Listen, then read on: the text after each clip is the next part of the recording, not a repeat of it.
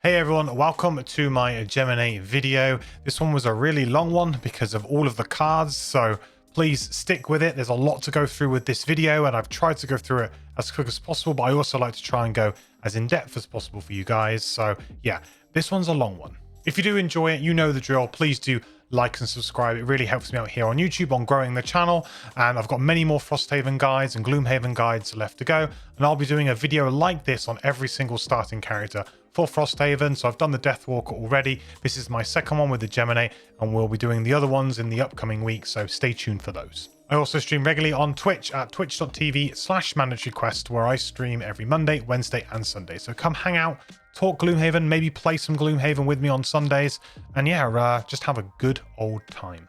Okay, I'm not going to take too long with this one because we take long enough in the video, so let's get straight into the Geminate.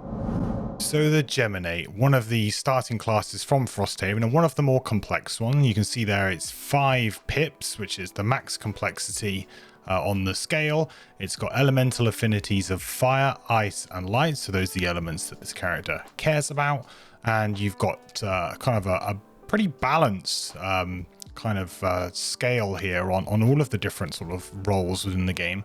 So you've got melee, ranged, defense, and control all fairly prevalent there. Mobility as well, with support being slightly lower compared to the other ones there. So this shows you that this character is a little bit of a jack of all trades. This character's definitely got a lot of different things going on with it, and it's not necessarily going to be a one-dimensional character.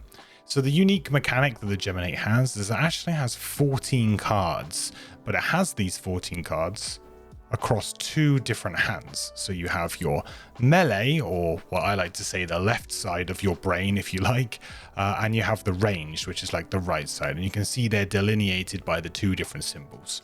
What this means is that you can only play cards from your melee form when you are in melee form, and you can only play cards from your ranged form, your right side, when you are in ranged form. And what you do is, over the course of the kind of game, you will switch states. You will switch between these 2 sides. This is to kind of like represent the hive mind, essentially, of this character. You've got kind of 2 kind of battling minds within you. And the Harrower kind of figures are these sort of bug-like figures are made up of many, many insects. So the way this kind of like thematically sits is that you're kind of got a warring brain, if you like, and you're trying to manage these 2 different forces that are trying to make you go different ways. The way that switching states works is that whenever you play a switching state, you then essentially switch at the end of your turn. So you're only ever going to play 2 cards on your turn of the state you're currently in. One of those 2 cards may actually have the switch state symbol on them, in which case it kind of works like an element. After your turn is done, you would then be considered to be switched into the other state. And then on the next turn, you would obviously start in the new state and you'll be selecting cards for that. Your discard pile is combined, so all of your cards go into your discard pile.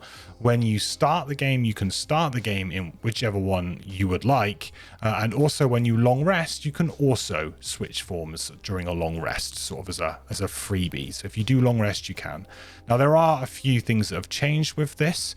It used to be, I think, that you couldn't switch forms during long rests, and it used to be a bit of a concern that this character, you could, in theory, exhaust yourself very quickly, because if you only had cards in your hand for the left side and you had no way to switch to the right side, to the range side from the melee, then you would have this sort of issue where you would just exhaust because you wouldn't be able to play. That no longer isn't really the case. You're always going to be able to long rest because of that joined discard. I mean, that may have always been the case, but I think it's worth clarifying here, because I think that was like a common misconception that I certainly had when I first started reading this character about how it kind of actually works. So essentially, you can't really exhaust yourself unless you are, I guess, really unfortunate. But still, you have that option of long resting to be able to switch forms to then be able to play the other cards from the other side. It may, however, affect your ability to short rest, which is kind of important. So it's worth bearing that in mind as well.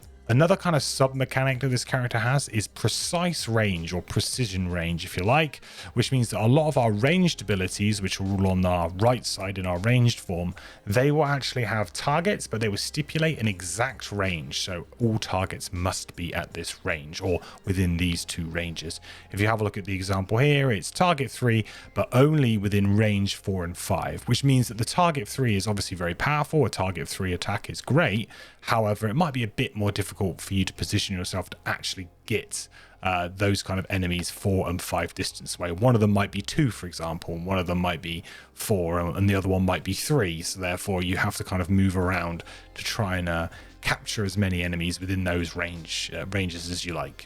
One thing I will say about this character is not only is it kind of a little bit difficult, but also this character is by far, in my opinion, from the ones that I've seen so far and I've looked at, the one that requires the most pre-planning compared to any of the others. So if you're going to be playing this character, not only do I think you need to plan kind of many turns ahead in terms of what it is you're going to be physically playing, but you also need to plan your build and your level ups very early on as well, because this character definitely has some payoff cards that come later on that might require you to take cards at lower levels in order to enable them higher on. And there's certainly some things that you unlock later that make it easier for you in terms of the form switching and some of your element generation things and stuff that we'll get into. This character, I absolutely really encourage people that if you are considering playing this character, then please do look at all of the cards all the way up to level 9 and have an idea of like what you're going to do and what you would like to try and achieve with the character.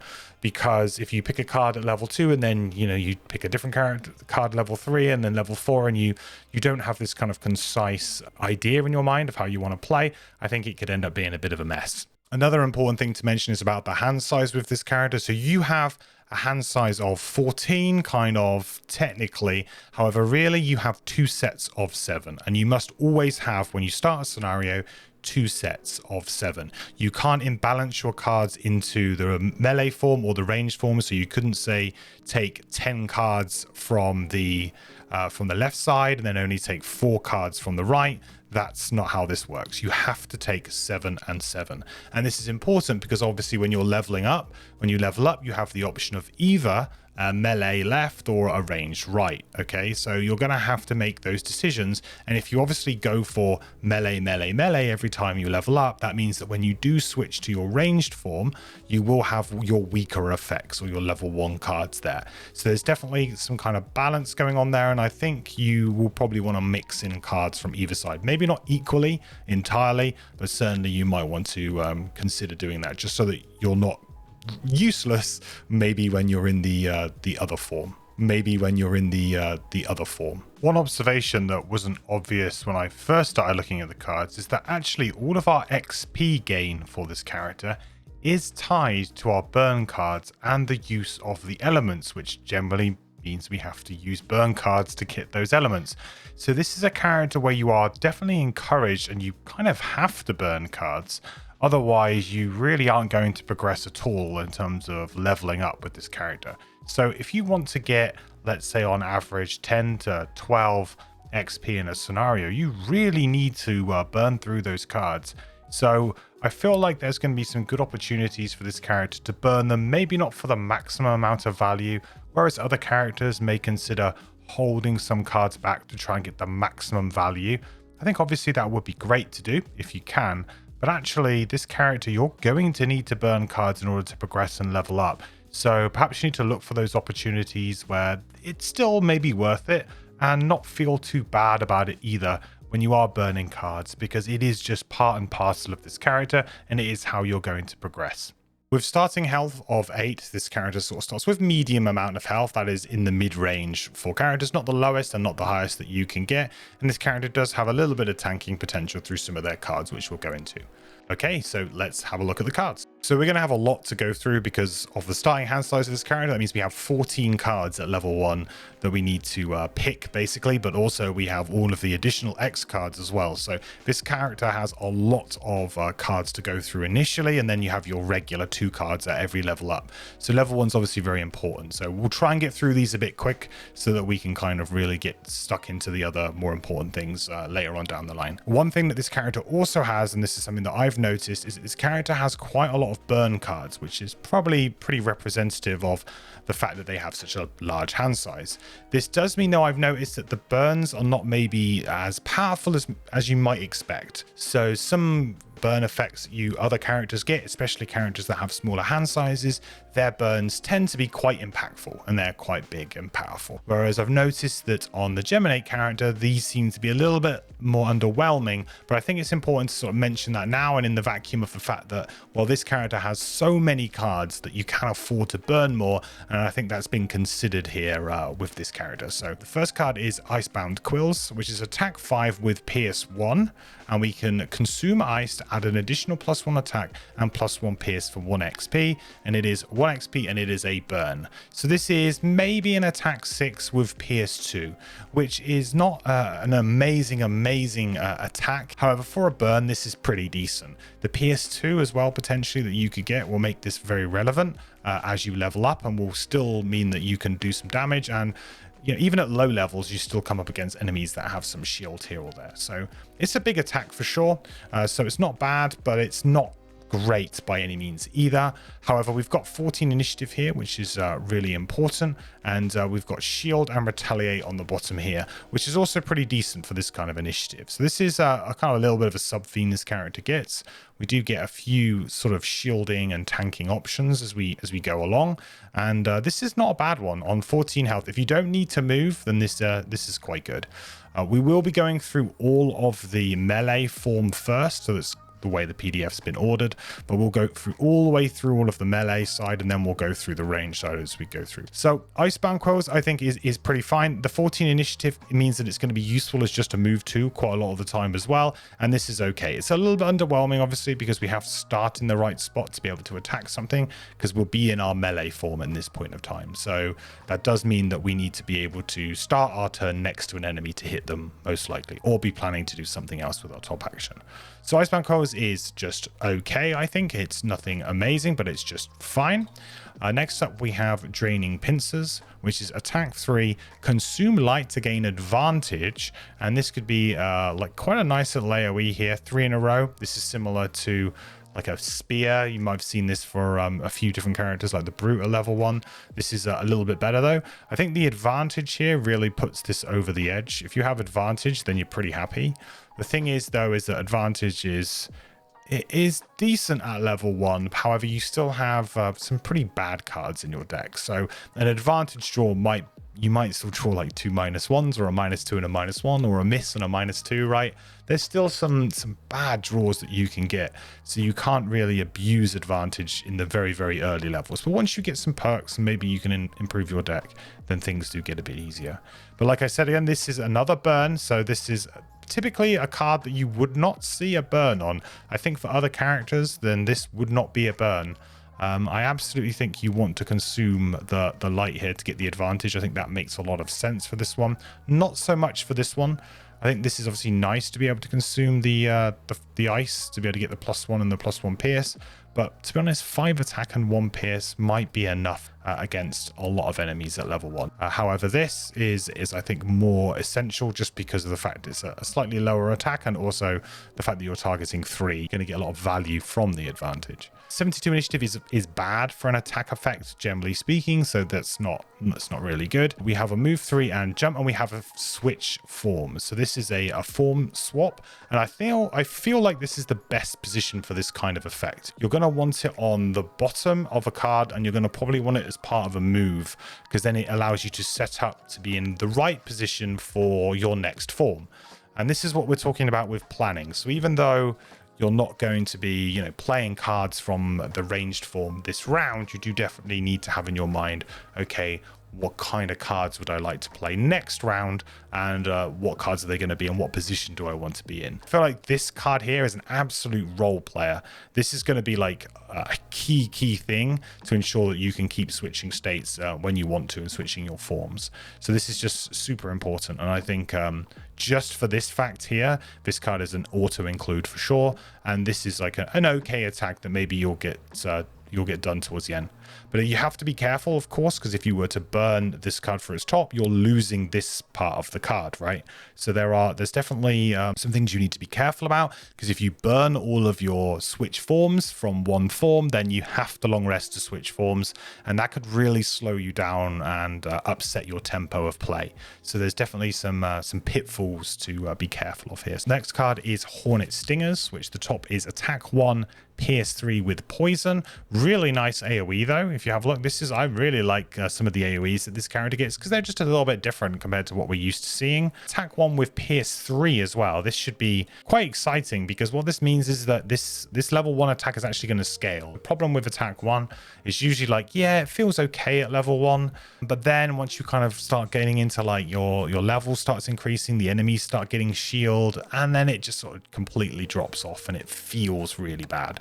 But what this Pierce 3 does is it kind of ensures that this card still stays pretty relevant, and with a good card flip you have the opportunity to do some damage. It's still only an attack 1, but perhaps you can actually do some damage with this. The poison is of course great as well, definitely worth an attack 1. If you could poison 2 or 3 things here, I think you're very happy. 4 things, you're over the moon, you're ecstatic. The real downside though is this piece of text here, which is target all allies in the red hexes of the attack ability. So you can poison your allies here, similar to a certain unlockable class from Gloomhaven, and that is a substantial drawback. It is. This character does have access to some heals, so we will have some ways to maybe remove that from our allies, but this is a pretty substantial drawback, so you've got to be careful. But I feel like the upside of this is worth it. You've also got switch states here, which is, as we know, is going to be a very important mechanic, and it's going to be a big deal, so we need to make sure we keep an eye on those and how many we include. For me, this is actually pretty decent. I think I'll probably be playing Hornet Stingers. 23 initiative as well is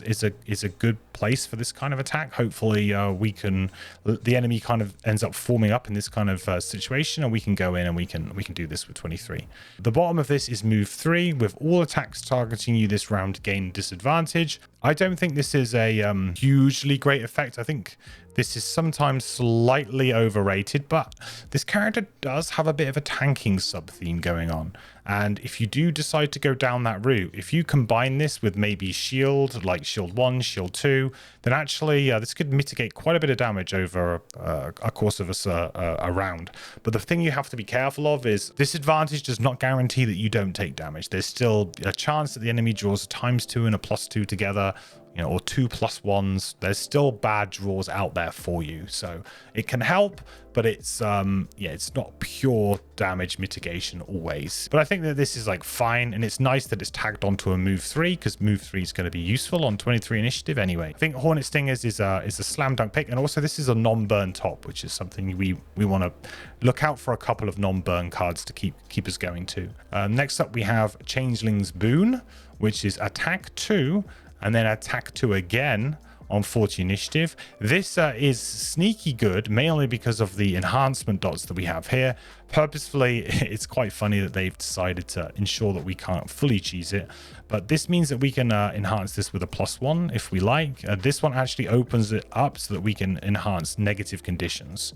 So we could enhance poison or wound or anything like that in this, or curse potentially.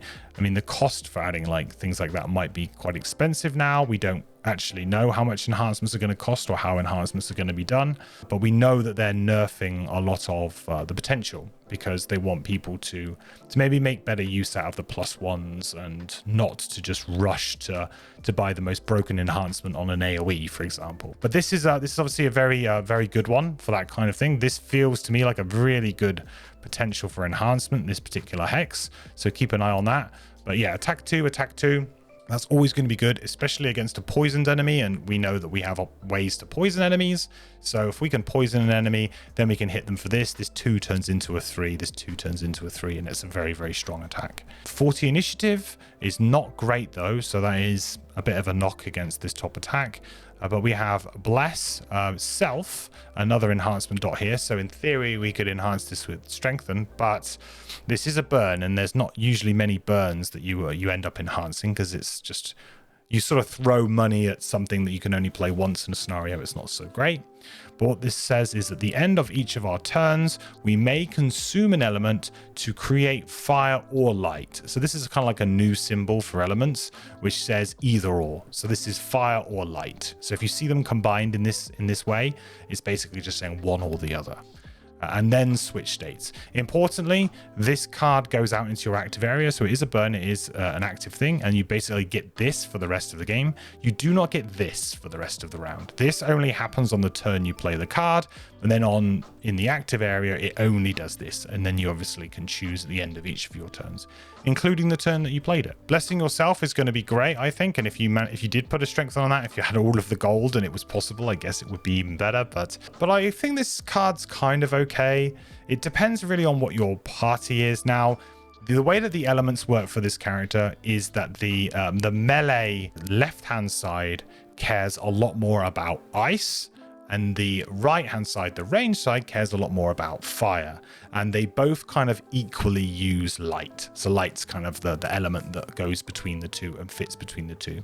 So what this is actually doing is this is actually giving you a way to improve the ranged side of your character, not your melee side. So that is important. So this is something that you're burning, but it's on your melee side. But actually, it's going to be hopefully helping out your ranged side. And I think that's just like a way for you to obviously not burn as many ranged cards. You're going to be burning your melee cards as actives and keeping your ranged cards for your attacks and your damage and things like that. I think that this is an interesting card. It's going to very much come down to your party though. If there's elements kicking about left and right, then you can use it. There's also some sort of upside here where if you're against certain types of enemies, that if they were to consume an element on their turn, that can be super, super bad for you. So I'm thinking night demons, wind demons. There are some that when they just consume it, it's just awful. Even sun demons, for example, it can be really, really bad. So this just gives you the opportunity to maybe steal an element away from a problematic enemy as well. So it's not a super, super relevant, and I don't think you would play a card just for that reason, but it's worth mentioning. Certainly there's going to be a couple of occasions when you're going to want just one of these two elements, maybe once or twice over the course of a scenario. Next up, we have Reckless Jab, which is attack 2. And then we have optional effects here. So we can wound ourselves to add disarm, which is very, very powerful. Disarm is now pretty much as good as it gets. Stun is the best effect, obviously, in the game that you can do to an enemy. But they've definitely made both disarm and stun much more premium and cost lots more, both in terms of being burns rather than replayable and downsides and drawbacks. And as you can see, wounding yourself is a pretty substantial drawback for adding this. However, I still think it's very, very good. Being able to disarm an enemy is often the same as stunning them, and it is often as good as just taking them completely out for a round. So we can also poison ourselves if we like to do the double dirty, and we get +2, so we can attack for 4. Now, if the enemy is poisoned already, of course, then this could be an additional, we've already getting +1, so this could be an attack of 5. 4 or 5 potentially with disarm. That's really, really strong. So Reckless Jab to me is a slam dunk card. 38 initiative is really bad for this kind of effect though, because obviously an enemy has had a chance to act, and realistically whenever you're playing disarm or stuns, and we've got a stun on this card too, which we'll get to, realistically you want to go as early as possible because you want to find the troublesome enemy for the round and take them out. Sometimes you do want to do these things a little bit late because you want to see how the board progresses and then maybe disarm them for the future turn. But of course, then a lot of enemies have things that don't attack. They might just heal or do something like that. So you have to be a little bit careful with going late on a disarm, because you could disarm them for a round where actually they weren't going to attack anyway. So you have those kind of problems. So really, disarm is a premium effect that you want early in a round, I would say, and 38 doesn't really do that for you. The bottom is attack 4, and you can consume either ice or light to add stun and get 1 XP. That's obviously very, very powerful to be able to stun, but it is a burn. So attack 4 with stun potentially if you have the element. And by the way, I think you're only playing the bottom if you have the element. I wouldn't be playing it otherwise, unless it's a literally life and death and you may win the scenario off the back of it. I think I would really steer clear of just using it as an attack 4. One of the big problems with this, though, is its location on a card as well. Because it's on the bottom, you're going to have to either start in the right place or you're going to have to find some sort of movement on the top of a card, because you can't move and use it, which does also severely nerf this kind of effect, in my opinion. So that's definitely worth talking about. Next, we have Drag Down, which is attack 2 and immobilize, and it has this cool little pattern here, which I really like, kind of arcing off from you. You got the potential there to add another hex if you wanted to, but this is pretty good. Attacking maybe 1 or 2 things here, like these 2, I think is super relevant. This guy, obviously not so much because of the immobilize. You might not want to move away, or maybe you moved in to do it. But I think being able to immobilize 2 things, you know, a hex away from you is obviously very good. 2 hexes away from you is very, very good.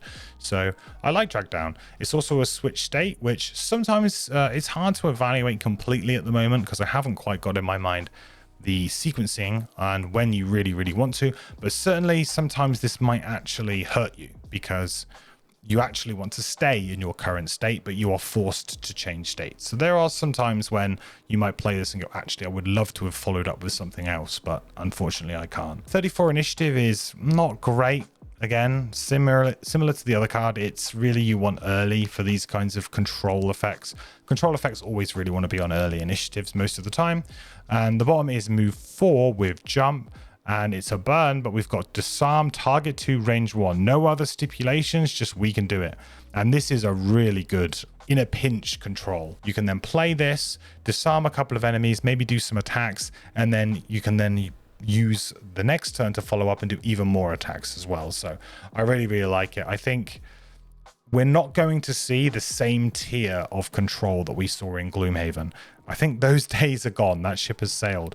I'd be very surprised if we see, unless a character is, I guess, particularly specialist at it, maybe an unlockable character that is particularly good at that element of the game, I think it's very unlikely that we see AoE disarms on non-burns anymore. And this could well be as good as it gets for us in Frosthaven. So I think you take it. The move 4 and jump is also just super useful to ensure that you can definitely do this and get what you want. So yeah, I think Drag Down is an absolute auto-include card, and you're going to be taking that. So next up we have Horn Beetle Carapace. Now this is like the first card that when I saw it, I was like, I'm getting a little bit excited. So on your next 4 attacks, add +1 attack if you are in melee form, or +2 if you are in ranged form. So this could be a lot of damage if you can use this in range. Remember though that you can't choose this, so this isn't you get to choose when you want to use it, it's just your next 4 attacks. So it's important that you sync this up. But if you were to, for example, use this with the move switch states, right, then suddenly we're into range state for the next turn, and we can start, you know, using this straight away to get this +2 attack. So I think this is actually really, really good buff. +2 against, you know, for 4 attacks, you're definitely taking that. That is great, great value. So yeah, excellent. It's also 20 initiative, which is great, which plays really well into this bottom effect. So we have move 1, which is underwhelming, but at least it's something. You can always maybe use a pair of boots, or there is an enhancement dot here. And then you've got shield 1, consume ice to add another shield, and you get 1 XP. So when played right, and you can get ice, this could actually be a move 1, shield 2, which I think is excellent at level 1, like truly excellent. That is a really good tanking card. Early in the game, a lot of enemies are going to struggle to get through 2 shield and do substantial damage to you. The only problem that this character has, and you may have started to notice it already, or maybe not, is the element generation on this character is sparse, to say the least. You don't do a lot of self-generation. You do have a few big burns that will generate an element for you, but most of the time you are reliant on your allies kind of generating other elements and then you converting them into your elements. So you kind of like steal, well, not steal, I guess. Well, I guess kind of steal the element and you change it into something that you need, right? And that's kind of thematic to what the character's trying to do.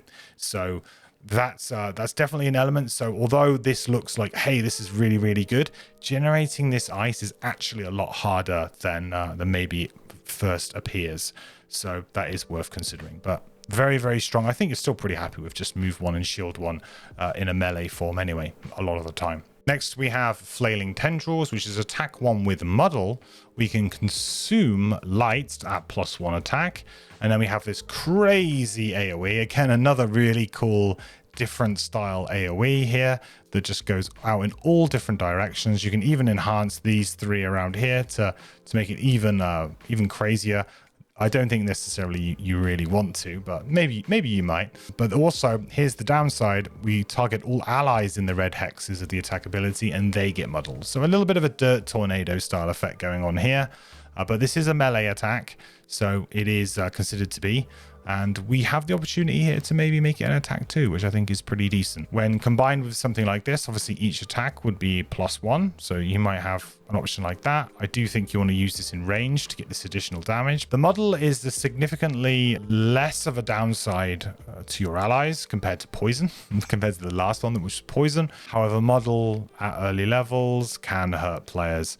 You know, I wouldn't like to be an ally who gets muddled by this and then is attempting to do a 1 big turn. That could really hurt them. The bottom is wound, target all allies and enemies at range 2, create fire and burn. So realistically, this is not a great effect in my opinion for a burn. For a burn, I think this is actually very weak compared to what we may see with other characters. Yes, you could wound quite a few things, but this allies thing as well makes it really, really awkward. I think even if it didn't say allies here and it just said enemies, I would probably still struggle to say this is a great value burn. I can see what they've done by making the range 2 because they want to make it so that it's not just auto target allies. You actually have some benefits for positioning, but because it's on the bottom of a card, again, you're going to have to be in the right position.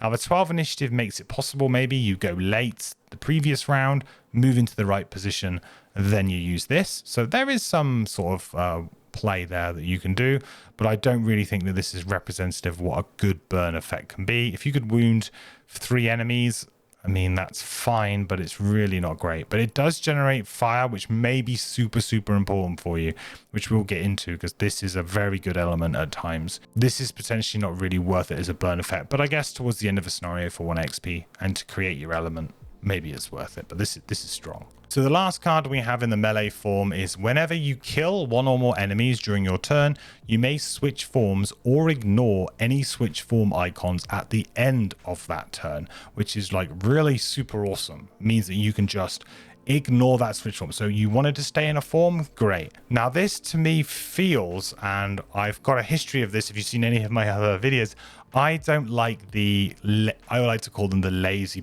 players cards. And this to me feels a little bit lazy.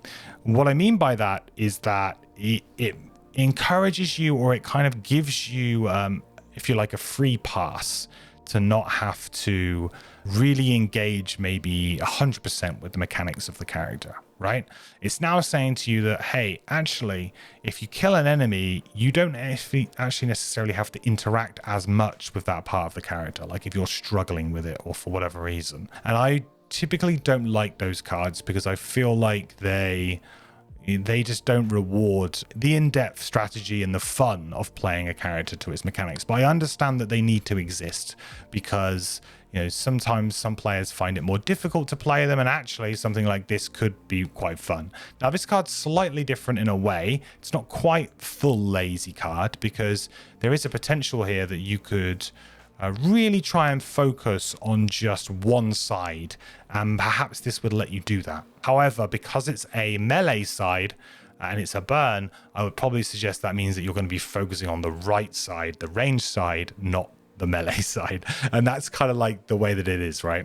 Because you're going to go down to only 6 cards by burning this on your melee side, and you're going to have 7 cards hopefully on your right side, your range side. So that's the side you're probably going to end up focusing on. It's interesting. It might have some kind of like nice kind of combo potential and some strange builds and some fun things you can do with it, I'm sure.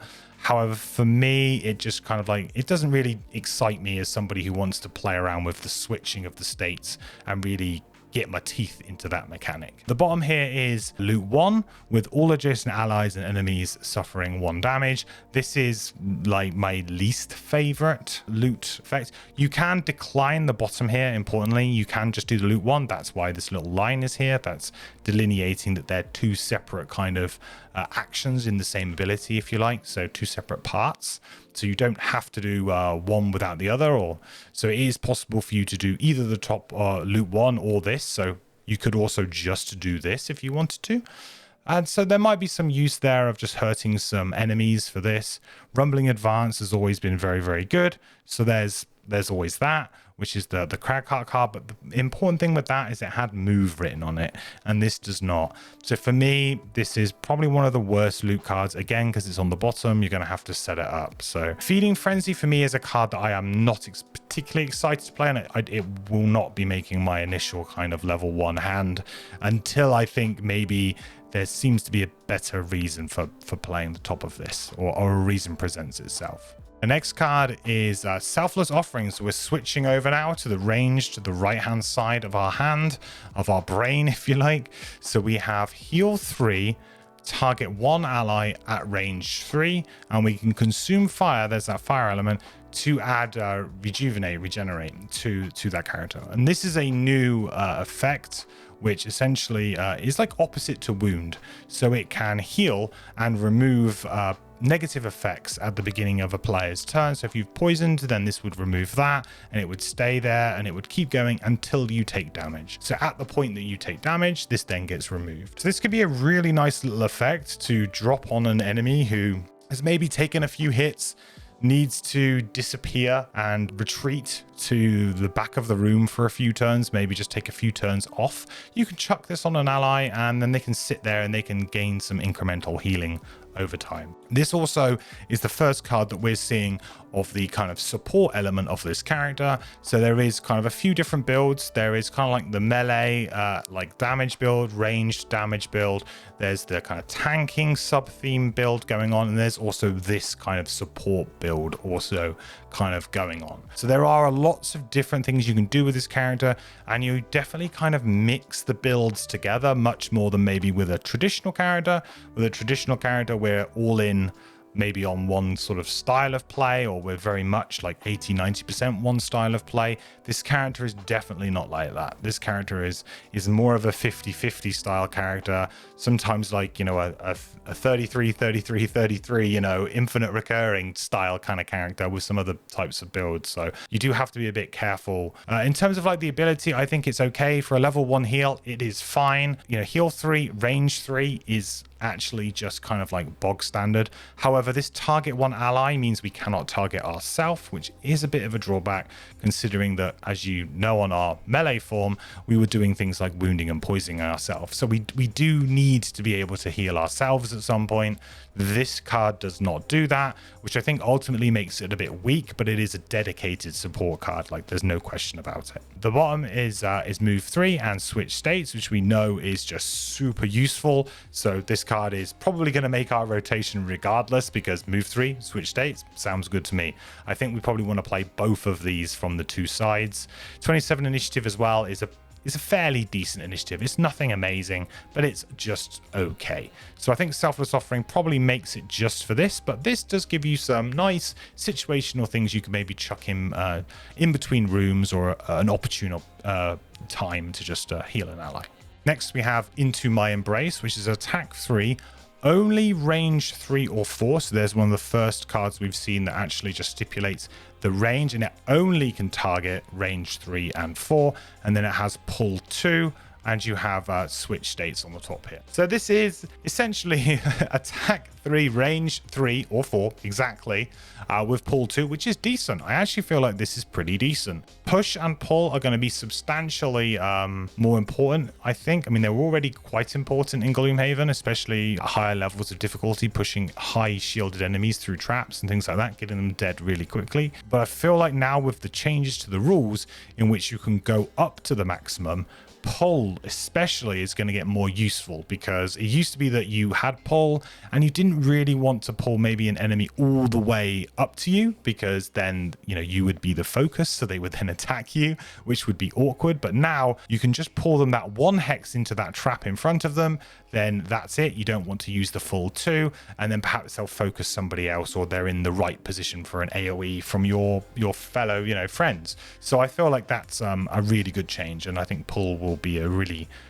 you know, will really benefit from that change. Switch states on the top is fine. We're going to need more of these, and this is like a bog standard attack, so I feel like this is just fine. This is basically in line with what you kind of expect level 1 power level to be. The bottom is heal 4 self, which is nice. So this is a way that we can heal ourselves, and it is rejuvenate. So essentially we can heal 1 at the beginning of all of our turns. Really good for removing poison, removing wound, so we can kind of keep that going. It is a burn though, which is huge. We can consume an element though, so consume either fire or light to get strengthen as well at the same time. And strengthen is very strong. We know that it's very strong, especially when it's on the bottom of a card. So that is very powerful. If you can do this once in a scenario, I think you're going to be pretty happy about it, especially if you can follow it up with some really decent attacks. However, a lot of our decent attacks do also want us to consume an element, so we're kind of consuming an element to get the strengthen rather than using it for the attack action, which is fine, but that is worth kind of considering. I think this is serviceable. I think that this is probably what takes it over the edge, because that additional heal that you're going to get is going to be very useful. And this is obviously incredibly good if you can get it going. So try to get this, I think, but it's going to be quite difficult. But the good news is the top is very usable in the interim anyway. Next, we have Firefly Swarm, which is attack 3 only at range 3 and 4, and we have a classic 3 hex AoE pattern here that we're very used to from Gloomhaven, and we have Consume Fire plus 1 attack. Now, this to me is like our best ranged burn attack. I absolutely love this. 4 attack in this kind of thing is similar to what we've had like with the Tinkerer, for example, or with the Spellweaver at low levels. So it's nothing like really to write home about from that respect. But where this gets really good is obviously if we've used Hornbeetle Carapace. If we can put +2 to all of this, it will use 3 charges of it though. So that is worth noting, because this is attacks, not attack action. So it just gives you +1 to the attack, not the attack action. So you across the entire attack action, sorry. So you do use a charge every time you hit something, essentially. So this is well, when you go to attack something, then this is essentially very important, and this can be really good and a lot of damage, right? We're talking 6 damage across on each figure. You know, 18 damage across 3. You're absolutely so happy with that. That's crazy for level 1. So yeah, something to keep an eye on, and I think this is definitely a really powerful attack, and if we can use it, then that's great. A couple of things that's going to hurt us though: the 76 initiative, that's not going to help, right? 76 initiative means that we have to do this towards the end, or we have to pair it with an early initiative in order to get it when we want it. So makes it more difficult for us, or at least more of a setup. But the bottom is very usable though, which is good, which is just a straight move 4. That's always going to be good. That's never going to be bad in Gloomhaven or in Frosthaven or in any of the havens, I expect. Move 4 is always going to be good. Next we have Scarab Flight, which is attack 2 only, range 3 or 4 with push 1, and it is a little 3 hex. It's a very interesting one that they all have to be at 3/4, like in that kind of pattern. It's a bit of an odd one actually. I kind of like this this pattern, but it's a very strange one. Attack 2 is obviously not particularly great. The push 1 is kind of okay. It might have some situational use. I think this one is just fine. This is a fairly weak attack, I think. But again, if you were to be able to use even with this, if you're able to use the horned carapace, if you use the Hornbeetle Carapace and get +2, I think you're very happy with that too. So this is the kind of like situation that I think this character's looking for. This is the kind of thing this character's looking to do, or at least for me at the early levels, is to really maximize that potential damage that they can do. 30 initiative is just okay, nothing great. On the next 4 sources of damage from attacks targeting you, gain 1 shield if you are in ranged form, or 2 shield if you are in melee form. So this, I think, is similar to the damage thing, right? But it's flipped. We get more if we're in melee rather than ranged. Now, obviously, doing damage is always going to be better than shielding. I think it's always better to kill an enemy before they hit you rather than shielding up for when they're going to hit you, right? Just stop them from hitting you. Just kill them. Always going to be the best and cleanest way to deal with an enemy. But this is a pretty decent amount of tank at level 1, so I can see this being pretty playable, especially considering that the top is like, I mean, it's an average attack, it's nothing amazing, but it's something that you're going to play. I don't think this character is necessarily like an all-out kind of tank, but certainly you can jump in and take the focus off maybe another character. So if you wanted to have like split tanking responsibilities, if you like, between other kind of frontliners, then I think that this character has the potential to do that. If you've played the Brute and you've played Warding Strength, that is a card that you're usually pretty happy to play at level 1 if you're going down that route of being a bit of a tank, and this is double that effectiveness. So you're definitely taking this. Next up, we have Mind Spike, which is immobilized, target 3, only range 4 or 5. A pretty specific and quite far away range, which is not the best for this kind of effect, right? Immobilized in general, you're going to want to do to melee enemies, and the chances are they're going to be getting closer to you every single turn, right? So this is maybe a good room opener, I would say. You could kind of open the door, then ensure that you have some movement left over so you can move into a position to do this to the enemies that you need. But if you're mid-room and the melee enemies have all started to move towards you, chances are this is going to like immobilize an archer, which is just not going to do anything because they're still going to attack. So I do think that that's a bit of a downside to Mind Spike. All attacks of the immobilize ability suffer 1 damage, or if we were to consume light, it's 2 damage. Now that I think is good. If you can get 2 pure damage to anything with shield or anything that, you know, is relevant and do that, I think that's super useful. It is a burn, this card though, so it's a one-time use, the whole thing. I think it's like an okay effect for this. I say the problem with Mind Spike is that I think you need to really know when you want to play it, and for me it's probably going to be room opening, and I can't see it being at any other point that you're going to be able to do it, because it's going to be very difficult for you to position that range 4 and 5 onto the enemies that you really care about immobilizing, because they're probably already within, you know, 2 or 3 hexes of you before you've had the chance to play it. 18 initiative though does mean that this is going to work. It's going to be very useful, and the bottom here is actually pretty good too. It's a ranged attack here, only at range 3 and 4, but it's attack 2, and an attack on the bottom of a card should always get you excited. As I always say, it's always great to see either a move on a top or an attack on the bottom, because what that means is you can do a double attack, so you can try and kill something very fast in a round, potentially. This is very strong, and it's got switch states on there, which I think Mind Spike for the bottom alone is definitely worth playing. The top, I think, is maybe like bust open the door and have a big kind of effect style thing. And against certain enemies, obviously immobilize is going to do nothing, but I like the fact that there's at least this. So even when maybe the immobilized doesn't do anything particularly great, you at least still get some damage, which is nice. So harvest the essence, which is ward self. So ward is a new ability, which is the next time that you take damage, you take half that damage instead. So it's like damage reduction. And I think ward is going to be a super sneaky, like best new condition for allies, I think, because ward it starts off not great, because at level 1 a lot of enemies may be attacking you for 2 or 3, maybe they're not doing that much damage, but ward, it tends to start scaling incredibly well towards the end of the game, when you start, you know, really getting levels, your party levels going up, the enemy level is going up, and suddenly you're being attacked for 6 or 8, and this is like real decent damage mitigation in those sort of instances. So ward, although I think starts off being kind of a bit underwhelming, I think once you really get into like the swing of playing and you get some levels, ward is going to become sneaky good. And yeah, keep your eye on ward.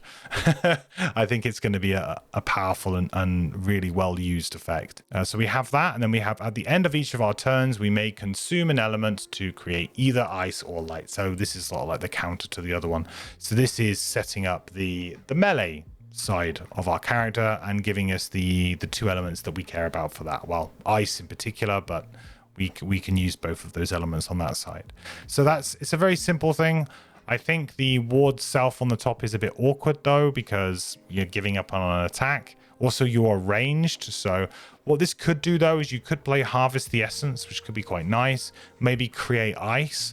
And then you're going to switch states into your melee so that next turn, when you go into your melee turn, you could maybe go early, use that ice to do some sort of big attack or a big effect, or use the light to do that. And then also you'll be in probably a pretty prominent tanking position, and then you can tank and use that ward to good effect. It's kind of playable in the same way that the other one is playable. This is kind of playable because it's going to set you up to do one big turn. And I feel like this character is a character with many big turns in their arsenal, and you just have to kind of time them in the right way, which is going to be difficult, but there's going to be some payoff for that for sure. 60 initiative is not great, but you don't really care about it with this kind of effect, I don't think, unless you really wanted to go early and prevent damage that round, but you're ranged at this point in time, so chances are you're not the focus, so I don't mind it too much. And the bottom is move 2, heal 2 self. No enhancement dots here, folks, to add strengthen to this, unfortunately. Gone are those days. We're never seeing that again. But I think that this is very versatile. As you know, and you've seen before, we have a lot of cards that poison us, wound us. This reckless jab. This is super powerful, and it's definitely something we want to use. So now we've got at least some way that we can heal off some of the damage that we're going to be taking. I think Harvest the Essence, just this bottom here, makes this super playable, and the top I think sets you up for potentially a very strong next turn. So that is worth something to me. So I think Harvest the Essence will probably make the cut. Next we have Hail of Thorns. This is attack 2, target all at range 2 with Muddle. Now that should have you pretty excited. I love cards that basically target all, because straight away I'm like, great, I can break this somehow. There's a way that I can break it. The Muddle effect is nice, but we do also have to muddle all allies at range 2, but we do get to create ice. So this is a way that we could potentially create ice. There's only a few cards that do this. We need to keep an eye out for cards that just generate for us as a one-off burn, and this does it. So that can set us up for maybe another burn on the following turn. So I like this. I think this is very good.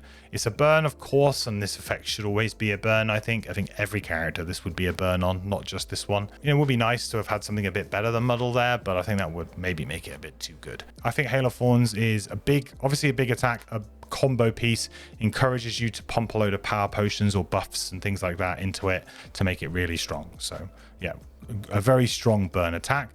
And the bomb is move 3, and we can consume light to wound target 1. That I think is great. Just being able to chuck a cheeky wound on an enemy is always going to be lovely.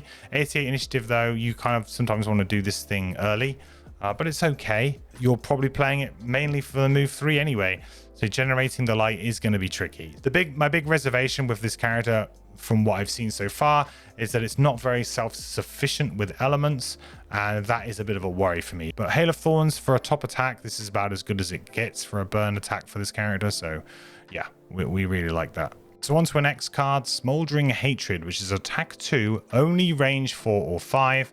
Muddle South to add +2 attack. Importantly, both of these things happen before you perform the attack. That was one thing we talked about on stream. Make sure that we got that correct. So you can muddle yourself to add +2 attack, and you can curse yourself to actually make it a 2-hex AoE instead. So this muddle is going to affect us on this turn. So yes, we're attacking for 4, but we're now going to be attacking at disadvantage. Yes, we can curse ourselves, but then potentially we could draw it, right? Because we've muddled ourselves. So there's the chance that you could draw that curse that you've just put in immediately. So that is a concern. That is something to think about. Is it worth it? I believe it is. The +2 attack is worth the muddle. Is the curse worth the target 2? That's trickier.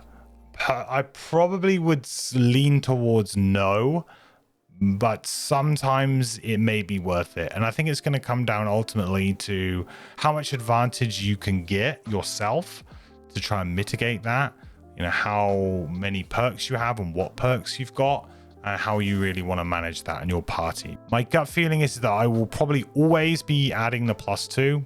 I think that's just a given, but I may not be always doing this, even if I have the option. So unless I have the option to maybe kill something, I guess. So we'll see. I still think that this is a decent top attack though, and it's a non-burn as well. The bottom is immobilize, target 2, range 1, and then 4 move with jump so we can run away. So immobilize 2 people, then run away. I think for a burn, it is weaker. Obviously, we had the disarm on the bottom that did this much better. This is a lot worse compared to the disarm one, of course. Yeah, is it worth a burn? Maybe not, but again, it's paired with something that's a very good top that you're probably going to want to play over and over and over again, so I don't mind it. 32 initiative is not great for this though. If you wanted to defend yourself against certain enemies, they will go before you, and therefore, you know, the immobilize will work on the next turn, but that isn't always the effect. You know, if they're up in your face and they're attacking you, you really want to try and get away as fast as possible. So you're going to have to pair it with a low initiative. And our final card for the right side is Reshape the Guise, which is loot 1 on the top with Regenerate Self. So that's, I think this might be the best loot card. So we've had the worst loot card and maybe the best loot card that I think I've seen so far with Frosthaven. This is just awesome. This does everything you really want it to do. It's going to help you remove the poison, help you remove the wound, any kind of other negative effects that we will get into as we go through the level ups. It's on the top, so you can move into a good position to do the loot 1, to be able to get a few tokens, hopefully. It's just really useful. I would probably play this as just to regenerate self. I think that that's probably playable. It's nice that we have a really useful loot card here that we would probably play without the loot on it. So yeah, I like this. The bottom is during your short rests, you may choose which discarded card to lose instead of losing a discarded card at random, and you may switch forms. So we kind of have another lazy player card, if you like. I actually feel like this one is not quite as lazy though. This one's actually quite interesting. It takes away, I think, one of the major downsides of this character, which is that switching forms, sometimes you have to long rest, right, to switch forms, because if you make a mistake, this sort of takes that away. You can now do short rests and you can choose the card, which is important because if we were to accidentally discard to a short rest one of our switch forms cards that's super important, then obviously that's going to really hurt us in the long run. This character is actively incentivized heavily to take long rests, in my opinion, because of the fact that not only do you get to choose the cards that you recover, but you also get to change your state. So long resting is like really like where this character is. I don't perceive anybody to be short resting too much unless it's like, oh, I really need to because I've messed up or something. Because of your hand size as well, right? You've got 14 cards to play essentially right from level 1. So your allies will be much more likely to need to short rest. You should really be able to stay alive, you know, play all of those cards, right? You're going to play all of those cards. That's 7 rounds of play before you need to consider resting if you play it correctly and you switch forms at the correct time. And most enemies should probably be dead in the first room, which means that you should then be safe to long rest. This is an interesting one. I'm not too sure where I sit on this. As I say, traditionally, I usually don't like these kinds of effects, but actually I think this one might just make the class better. Not just, you know, give players a safety valve, if you like, for if they're struggling. I think this actually might just make the character better. Could be a sneaky good one. I'm not going to commit either way at the moment, but I think the bottom could be sneaky, very strong. So we'll see. But I really like the top of this anyway, so we'll probably be playing this. Okay, so on to level 2. So our first card, level 2, is a melee side. So it goes melee, then ranged on the card selection here in this PDF. So that's what we're going to do. So the first card we have is Venomous Barbs, which is Retaliate 3, and we gain 1 XP whenever we retaliate. Now that's a burn. It's a one-time use, so we get it for the round essentially, and then it's gone. This I kind of dislike, to be honest.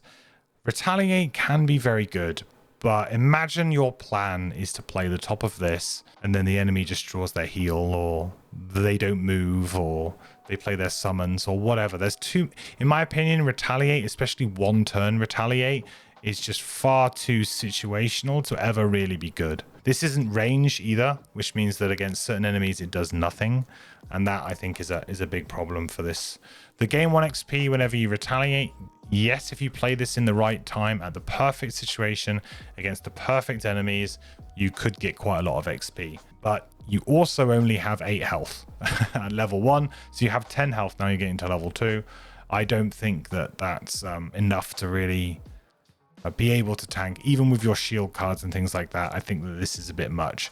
I would much rather be just doing some damage to an enemy through a normal attack, I think. The good news though is that the bottom of this card and the initiative is excellent. So we've got 17 initiative and the bottom is attack 2 with poison. And that should get you very excited because it's, again, attack on the bottom of a card, which is always good. This also combos incredibly well with our 2 top attack level 1 card that we got. Changeling's Boon. If we do this, we attack 2, then we poison. That means that now this turns into an attack 3, and this also turns into an attack 3. So I think the bottom of this card is absolutely, it's incredibly powerful, incredibly playable. It's nothing glamorous, but it's very high on the power scale for me, this kind of effect, especially if you're good with your positioning or if you have allies that can position you, for example. Next card we have is Locust Host. So this is the other level 2 that we have, and this is for the ranged side, which is attack 2 only, range 2 or 3, and we've got a fairly interesting pattern there. I think that's a good pattern because it includes the standard 3 hex pattern, but it's got the added bits on the edge, right? So you've got a good chance, I think, of hitting 4 things with this. You get to place a character token on each target of the attack ability. Heals targeting those enemies this round have no effect. Now this, aside from like in Frosthaven, loads and loads of enemies suddenly getting random heal effects, or like there's lots of shamans in every single scenario, I just don't think that this is very good. Obviously, if they've got poison on them and you're just trying to stop them from removing the poison or stopping them from removing their wounds, it just feels so corner case to me that you do this attack at the right time on the right enemies that have heal and it matters. I'm sure it's going to come up in games, but for me, I would just disregard this line of text and just focus on the top attack. Like, is that worthwhile? And I feel like it's pretty average to poor for a burn. It is 2 XP. It's a full-on burn though, and that to me sort of signifies that this card is not great. I don't think that I can really recommend the top of Locust Host as a reasonable attack. Yes, with Carapace, it could be more. I do think that it's a pretty good target for Carapace, but I also feel like we can just maybe use our other attacks, you know, like our simple 3 hex patterns or our line patterns. There are other things that we can do to still target a good amount with it. We do have 23 initiative though, which is decent, very good. And we have move 1, we have push 2, target all, only range 2. What this does is that we can push enemies who are range 2 away 2 more, right? It's kind of a bit weird. So we move and then we push enemies that are 2 hexes away another 2. So they're now 4 away. Could be good for setting up some of our other abilities, and I think that that is really worth considering. So this ability can just increase and improve your ability to set up your other hexes and your other AoEs, comboing as well with some other characters. So I'm looking at like the Deathwalker at level 1, who really does care about enemies and their position to the shadows and things like that. So there's some synergy with that character here too, and with push and pull that this character gets. Also, you could argue for the Banner Spear and the different formations and things, right? So push and pull is going to be interesting and useful, I think. This is more difficult, I think, than it first seems. I think Venomous Barb's bottom attack is just insane, but I also believe that this is going to be very, very useful as a utility effect. That shouldn't be understated. Personally, I'm probably going with Venomous Barbs because also just a 17 like move 2 could be useful at some point. But I could see people going for this because actually this can set things up quite nicely for you. Like I said at the intro, you have to be very careful here because you need to be considering other cards. So unfortunately, we can't just consider all cards in a vacuum, you know, take each card as it comes with this character. You know, sometimes you might have to take a weaker card or a card maybe you're not so jazzed on because actually later on it becomes more powerful or it enables you in different ways, right? So level 3, we have Mandible Storm, which is an attack 3 with Immobilize, and it has a really nice pattern here. Reminds me a lot of Stone Pommel. It's the same kind of pattern as that from the Crackheart. A super useful one, and I think you can pretty comfortably target 2 things with this if you were like in a room full of enemies. I think you can make this work. You muddle yourself though, but this is after the attack, so you can perform the attack, then you're going to muddle yourself, and then you switch states. So this means that you're going to be modeled for your next turn in your new state. But the good thing about this is that this is a top action. So you can immobilize and run away, and that can be incredibly powerful. This means that you can easily control maybe a few sets of enemies. The 30 initiative does make that more difficult. You're going to need to pair it with something maybe a bit lower. But I really like this. I think this is incredibly strong. It's not a burn either. And, you know, it's quite surprising really, because I feel like this is powerful enough to maybe warrant maybe a burn. So this is, yeah, slam dunk. I really, really like Mandible Storm. Got to be careful about taking too many left side cards though, but we'll see. Too many melee cards. Switch states can be a little bit awkward. Obviously, you don't really want to go into your range state muddled because you have some really good multi-target AoE style attacks there. So that can be a bit of a hindrance. The bottom is move 3, shield 2, and we can consume ice or light to get +1 shield and 1 XP, and that is a burn. So potentially we could get shield 3 on move 3. That is excellent. Really, really good.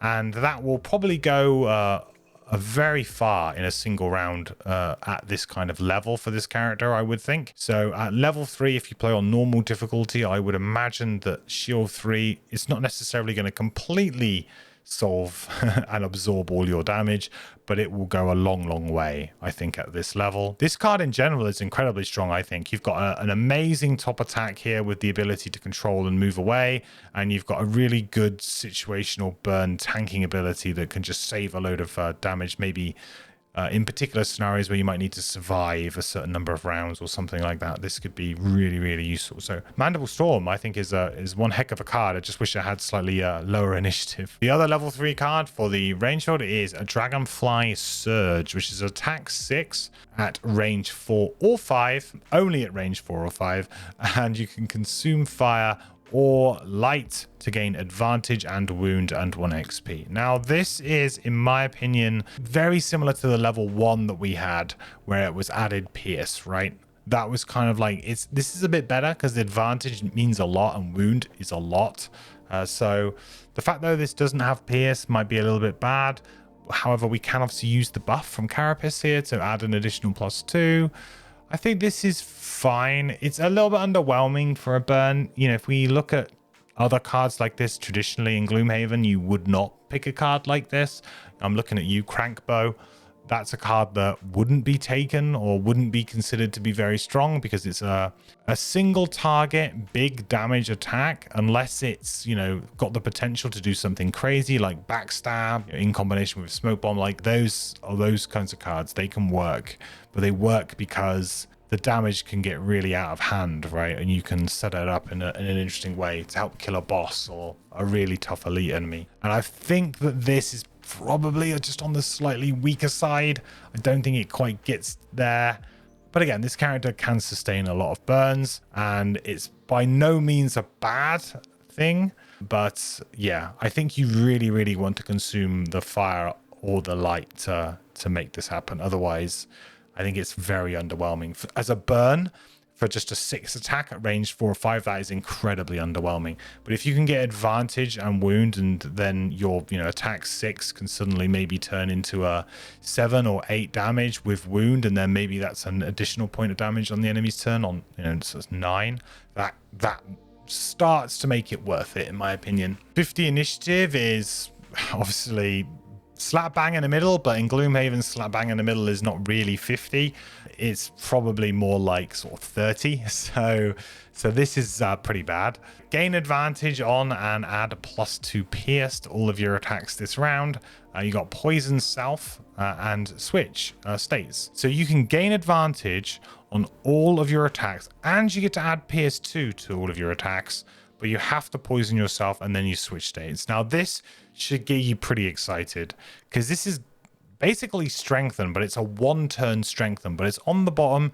It's in the right form. It's on the ranged form. Suddenly, this is going to start making those AoEs even better. So remember that big AoE that we were talking about before with the fire, you know, the 3 hex, Firefly Swarm. Imagine having advantage on this. Now, our initiative absolutely sucks, though. It's either 76 or 50, right, to do this kind of combo. And maybe the enemies have split up and it's not possible anymore. But I still feel like the bottom of this card is very, very strong. Being able to just give you Pierce, which means, hey, your attacks, even your small attacks, now matter. And the fact that you gain advantage is really, really good. The switch states is kind of useful for this kind of effect. Doesn't necessarily really matter. I don't mind that it's there, and perhaps that can help us out. So in terms of choosing a card between these two, again, you see what I mean by perhaps maybe you wanted to take Locust Host because, you know, having the advantage and the PS2 on this attack 2 would have been very, very good. This is just very strong to me, really strong. Compared to the two, this bottom here has the potential to just combo so nicely with some kind of big attack that you have. If you're the kind of player who really, really likes to like just go for the all-in play, which I kind of do, so I felt like this is probably it. Whereas if you want something a little bit more reliable, some reliable damage that's like non-burn and like fairly decent, then get this. I said the problem with this card as well is the top burn is kind of a little bit underwhelming, whereas I think that the bottom burn for this could actually be like situationally pretty good. Whereas this is obviously a big attack, which is nice, but yeah, both of these cards you don't want to burn until like right towards the end anyway, you know, right? So yeah, I think this is like a dealer's choice here. You take whatever you feel, but again, you need to be thinking about the future with both of these picks. Level 4, we have this insanely good melee card actually. Attack 4, attack 3, attack 2, generate light, 1 XP and a burn.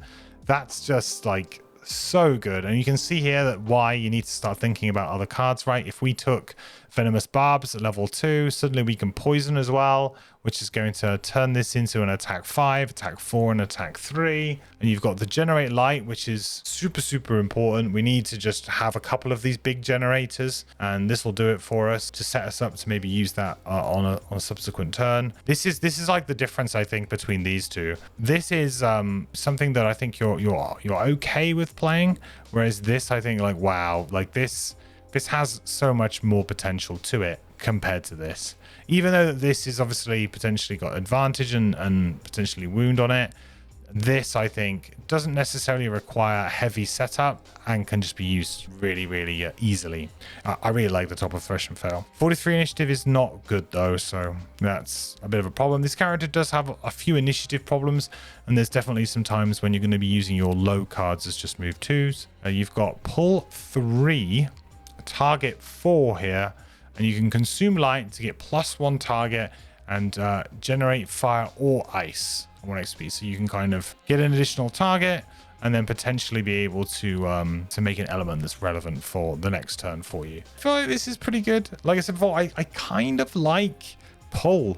I'm starting to really warm up to pull and push a bit more, and those buffs I think are really going to help. And what this does is that you're in your melee state anyway. This will actually pull that enemy closer to you, maybe through a trap, and then allow you to do a big attack. Maybe when you don't want to move, maybe you want to stay at the back and you want to bring the enemy to you rather than you going to the enemy, right? I like this. You've got a very, very good burn attack on the top, and you've got very nice bit of like manipulation, if you like, on the bottom here. So yeah, I like Thresh and Flail. I think this is good. So the other level 4 we have is Luminous Descent, which is a heal 4, target 1 ally within range 3, just a slightly upgraded version to the other heal that we had earlier. I think that that's pretty weak. Heal 4, like 1 ally at range 3, you can't even heal yourself, is actually below the power level in my opinion.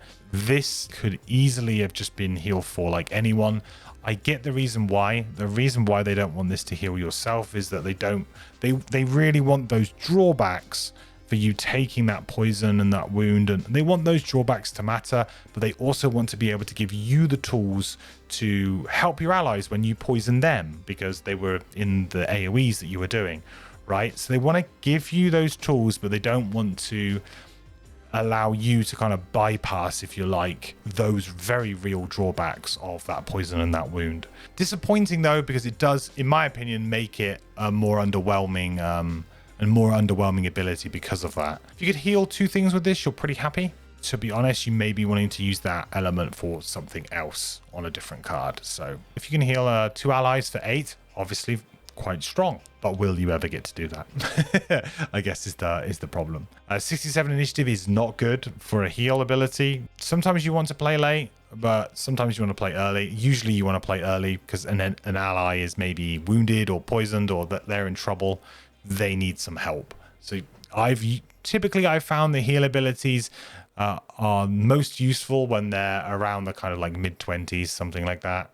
I like them on earlier initiatives. You can occasionally throw in a late heal here or there, but maybe that's just personal playstyle, but that's just how I feel about it. We've got move 5 with jump, and then we've got stun, target 2 at range 1, and generate light. So this is huge. This is so good. Like we said before about how stun is going to be very premium, I think that this is like what we're looking at. Moving 5 with jump and then getting to do your stun, that means you can get straight into the back line. You can get straight up to those archers. You can get straight up to those summoners.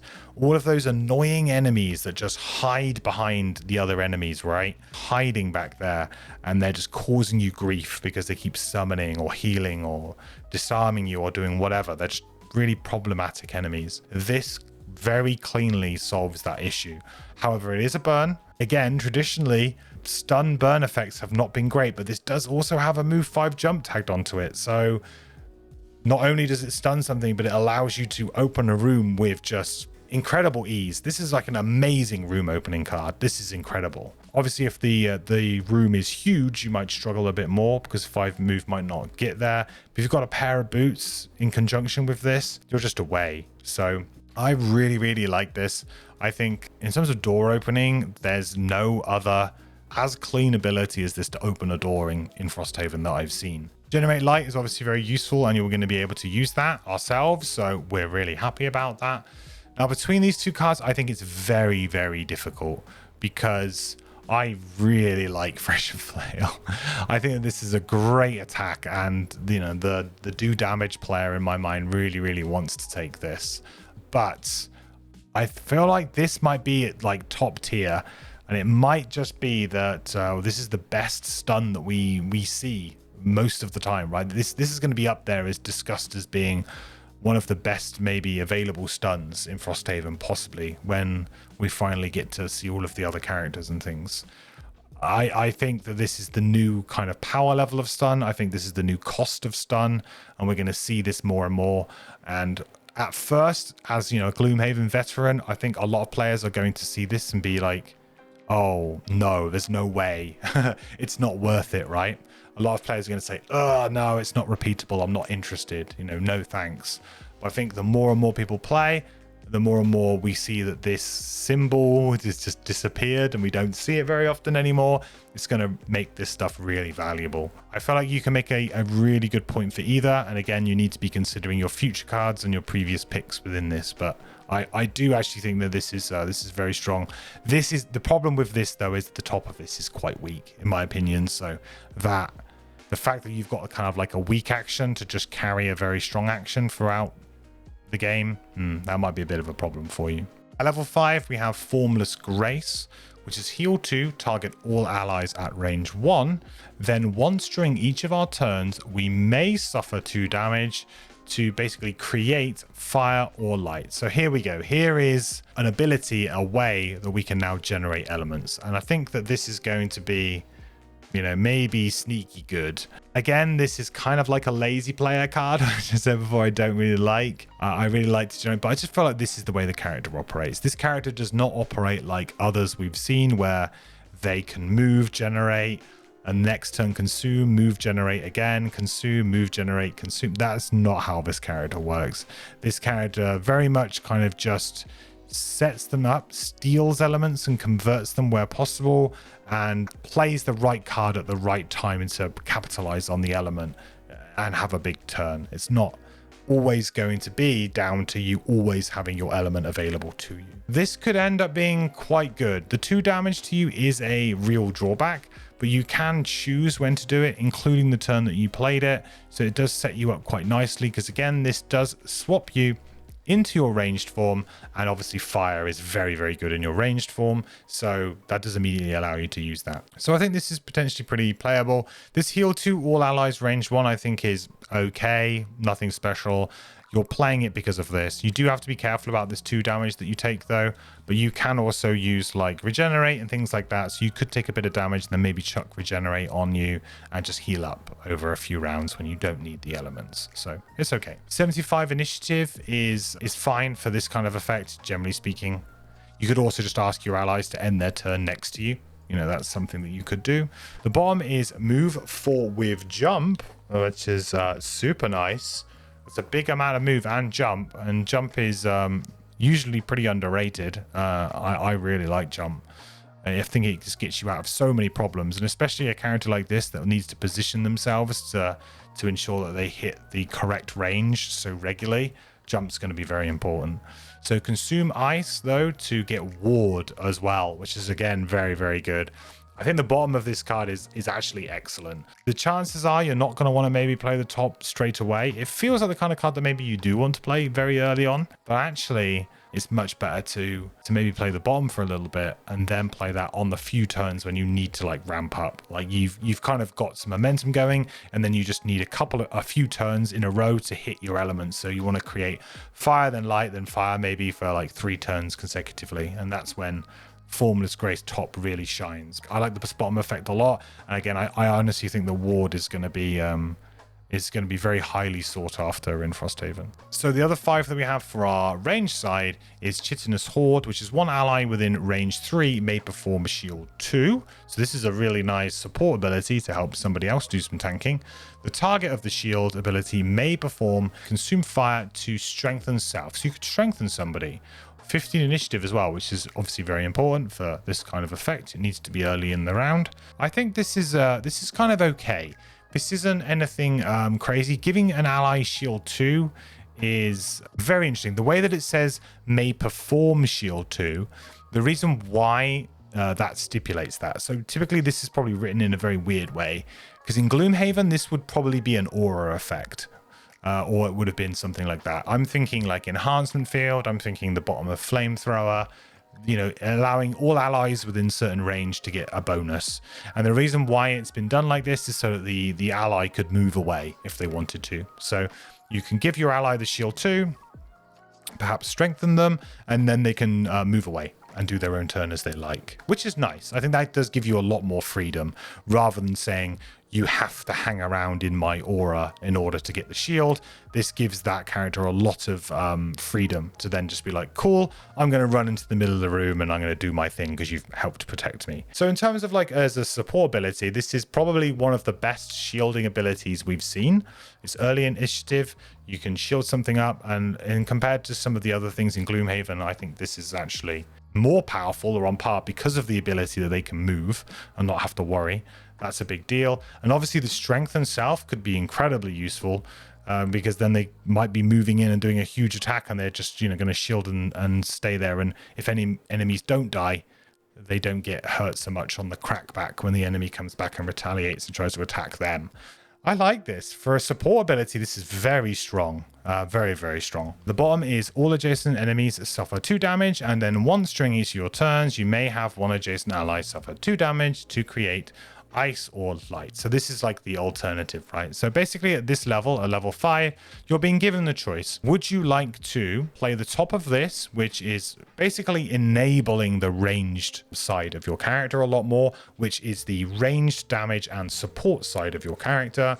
Or would you like to empower the melee side of your character, which is more of the melee attack damage and tanking side of your character, right? So you have those 4 things that you can do. What I will say though is the bottom of Chitinous Horde, this is a lot harder to trigger than the top of Formless Grace, and that's a real consideration here.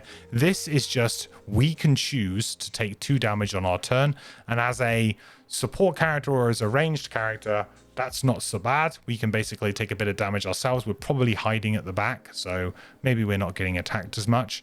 However, this being adjacent ally, this is actually kind of like counterintuitive to what our character does, almost, in a way, right? We are doing damage to our allies, but we're supposed to be the ones that are the tank, and also we can't move to do this, which then means if we wanted to do this on, like, you know, if we wanted to do this, we have to ensure that an ally is next to us on our turn, and that's awkward. This ability here is going to be much harder for you to trigger because you're going to need to actively be moving next to your ally, and maybe your ally is not in the position that's useful for you.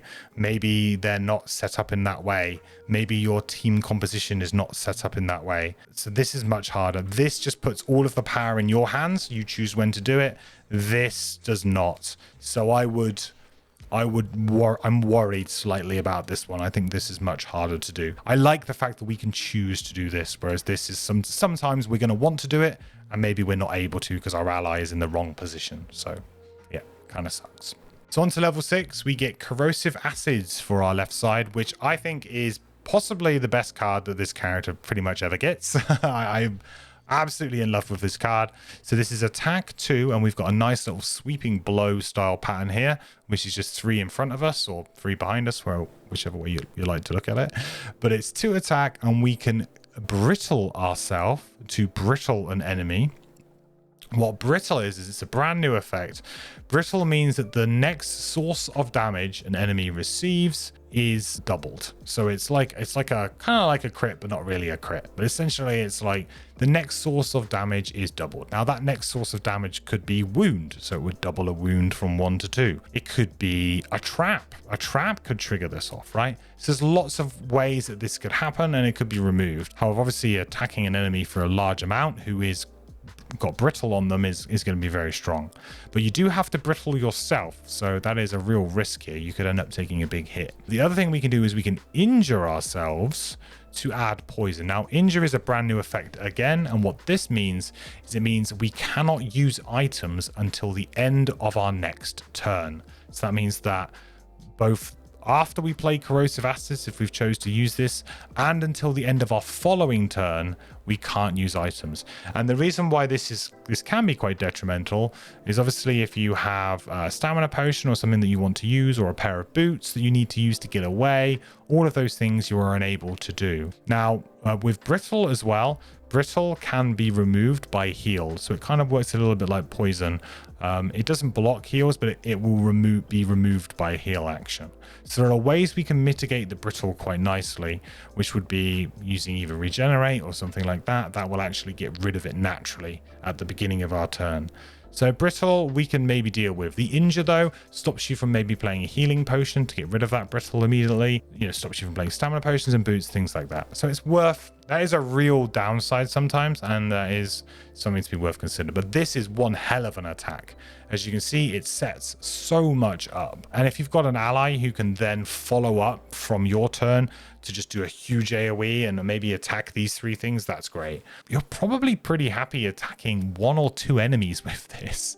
If I was just attacking 1 enemy, I would be pretty happy to just brittle them or poison them if I didn't want to maybe take the brittle because it would be too dangerous. This has a lot of versatility, and I think it has a lot of busted potential. Also has a really interesting hex here. Whether or not we'll ever be able to afford it, we'll see. But yeah, Corrosive Acids top is super strong, really exciting kind of combo piece, and it's nice to see this character as kind of like, this is a card that I think that you're really working towards having this in mind, like Corrosive Acids, how are we going to use that in multiple interesting ways, and how are we going to abuse this? Similar to what I'm saying about Ward, Brittle is going to be one of the new MVPs. It's probably going to be better than Bane. Bane being the effect that changes the assassinate effects. It's been replacing those, and Bane is basically just 10 pure damage at the end of an enemy's next turn. This is going to be better than that, I think, because it allows you to immediately jump on the enemy and do some additional damage. The bottom, if we ever choose to play it, is move 3. All figures gain -2 shield while adjacent to you this round. I actually don't mind this. I think that this is kind of okay. It allows you to maybe go in and remove some shield from an enemy. It's kind of worked like a PS2 against an enemy and maybe get an attack in.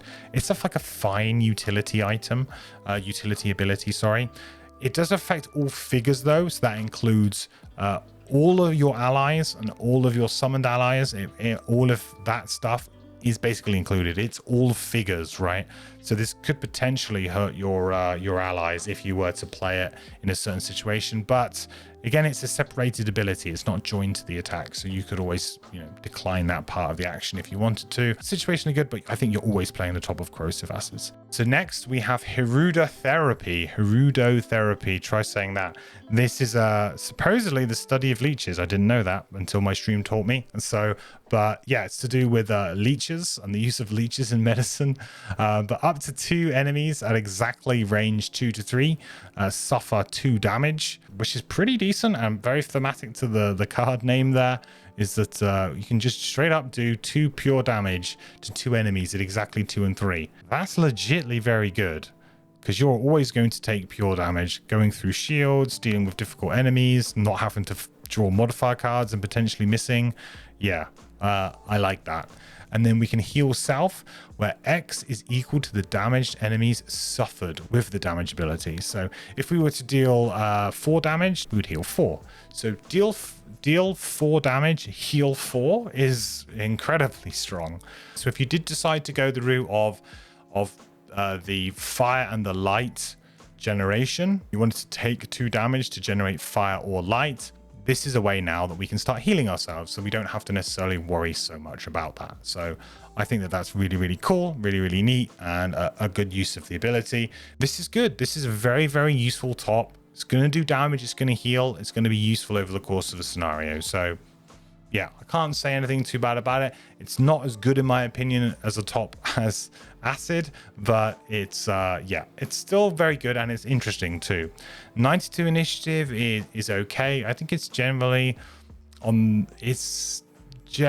sort of on the weaker side for this top kind of effect. I think you sometimes want to do this late. You do sometimes want to do this late. Another good use of this kind of ability of being able to do 2 damage is that perhaps your allies can't quite kill something. Maybe they drew a -1 instead of their 0 or their +1, and so an enemy ends up on 1 or 2 health. So going early to be able to kill them before they act could be really useful. The bottom is move 3, attack 2, only target range 3 or 4, which is fine. An attack on the bottom you're pretty happy about.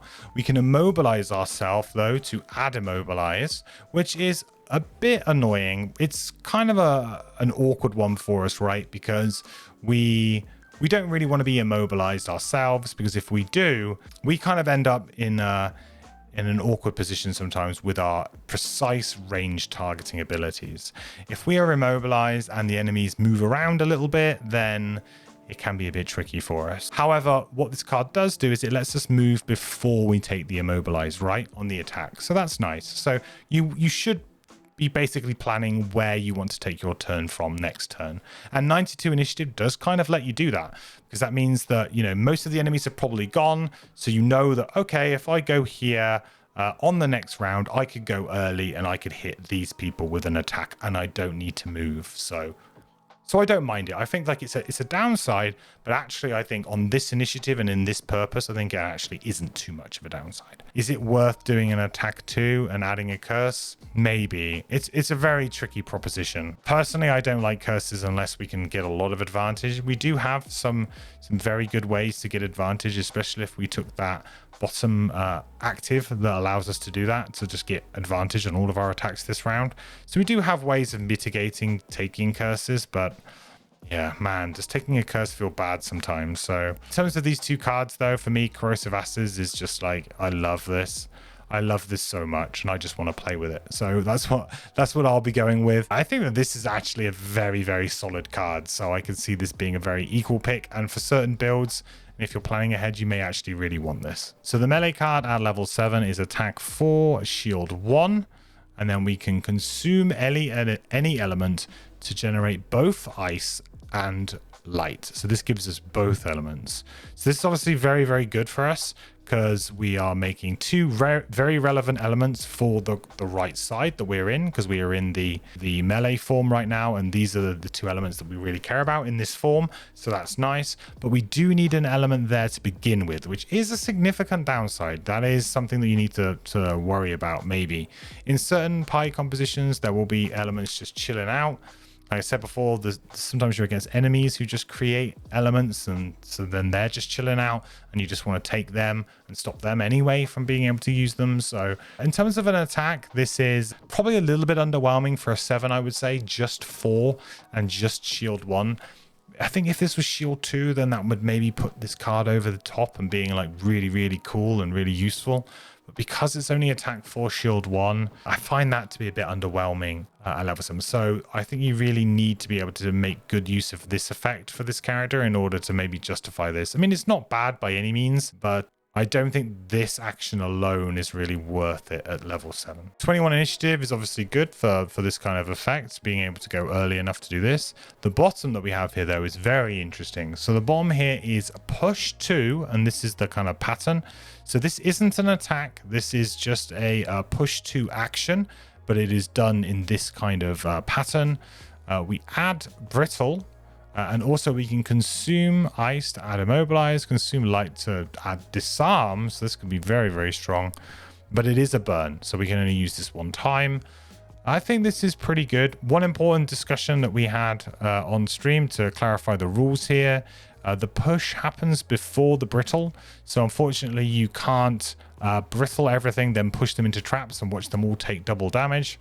Fortunately, that doesn't work like that. You do the push, then you're going to add the brittle at their final resting spots where they finally finish their push. Same with these, obviously, as well, the order in which they're resolved. So that does make this slightly worse, but it does mean that you can push them maybe into a very good pattern for either you or an ally to have a really good attack. And because you've added brittle, that obviously means that the follow-up attack to this is going to be pretty nuts. This card in general, I really liked this effect to begin with the first time I saw it, and I think the disarm is obviously very good. If you could disarm 4 enemies, you're going to be happy. In a more practical sense, this is probably going to end up only targeting 2 or maybe 3 enemies. And yeah, I'm not sure if it's as good as like acid and things like that. So I'm not hugely up on two-pronged entrapment. I think this is like an okay effect. This is obviously really good and maybe might be just required, straight up required, if you want to play your character well.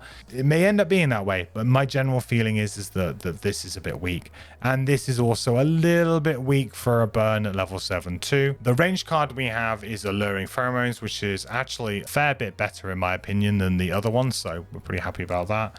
We have attack 3, only range 4 or 5, and we have pull 2, a really nice little arc pattern here where we can pull them towards us.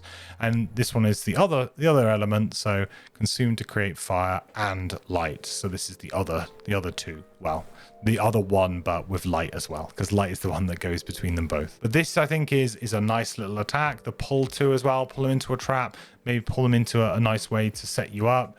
Honestly, fire to me seems like the real element of choice, or at least it does at the early levels.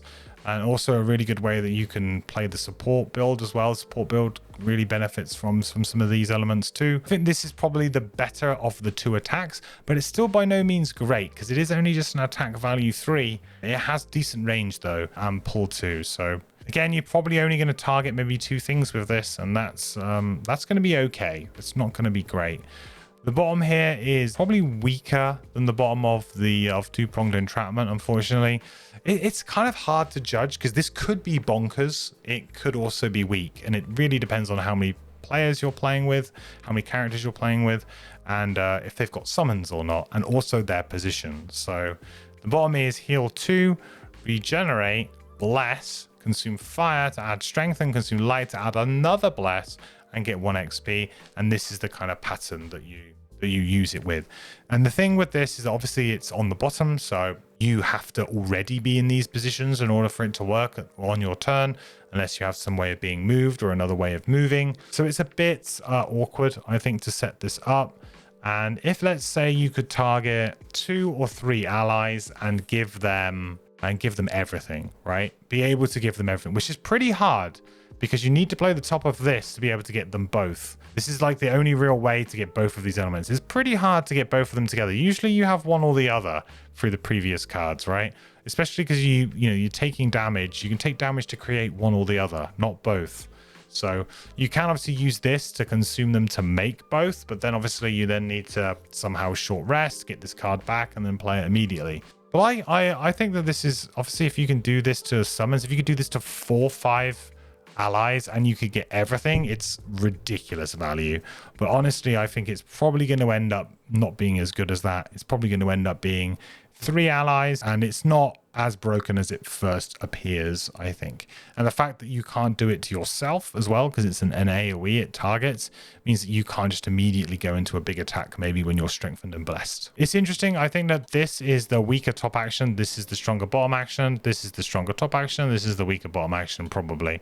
So make the choice that you would like. I will probably, depending on how you do it, I will probably end up taking this, because I feel like the ranged elements are a bit more premium and a bit more worth it. At least how I want to build my character, I think. So at level 8, we have Accelerated Metabolism as our melee card, which is consume either fire or ice to strengthen self. So this actually works across both sides. So fire and ice, they are the opposite elements in this for this character. So that's interesting.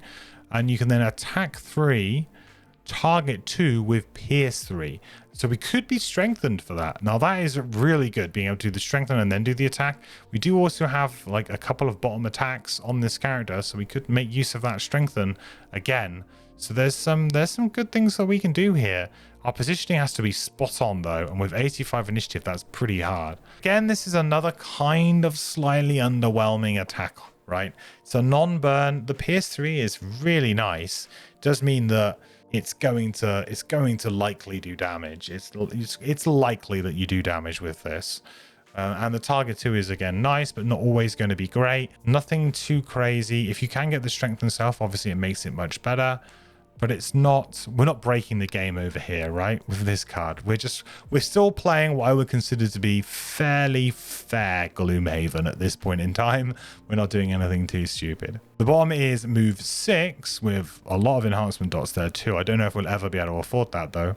But at the start of your next turn, play 1 melee card from your hand and immediately perform the top or bottom action of the card, then lose this card, and then this switches forms. So what this allows us to do is it allows us to play an additional card for a start, which is nice. So we're going to be playing 3 cards in a turn, which is always going to be good, because you're basically just, you're taking an extra half a turn, and that's very, very strong.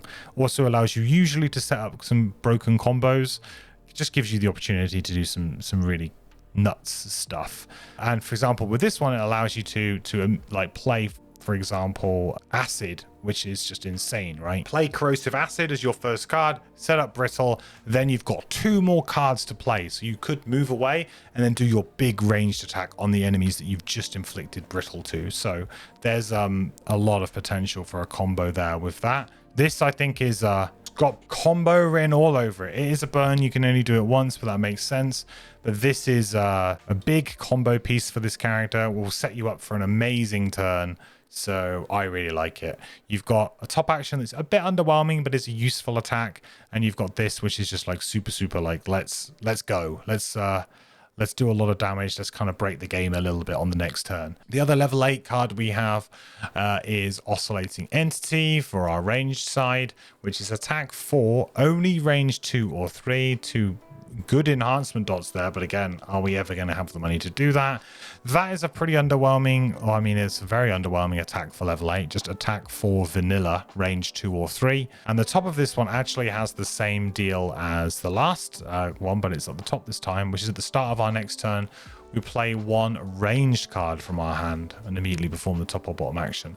Now, I definitely prefer this on this card much more. I like it when it's on the bottom, because what this allows us to do is it allows us to set up with maybe a big attack already, consume some elements, maybe another big active or something like that. Your top actions are your most premium actions in Gloomhaven. So the thing with this is that yes, you do get a little attack before you start, but you're also then probably going to have to pair this with some sort of movement. You're probably resigning yourself to having to play a movement card here. This gives us the freedom to have a huge amount of movement and the freedom of playing whatever we want on the top, really. We've got loads of cool things we can do.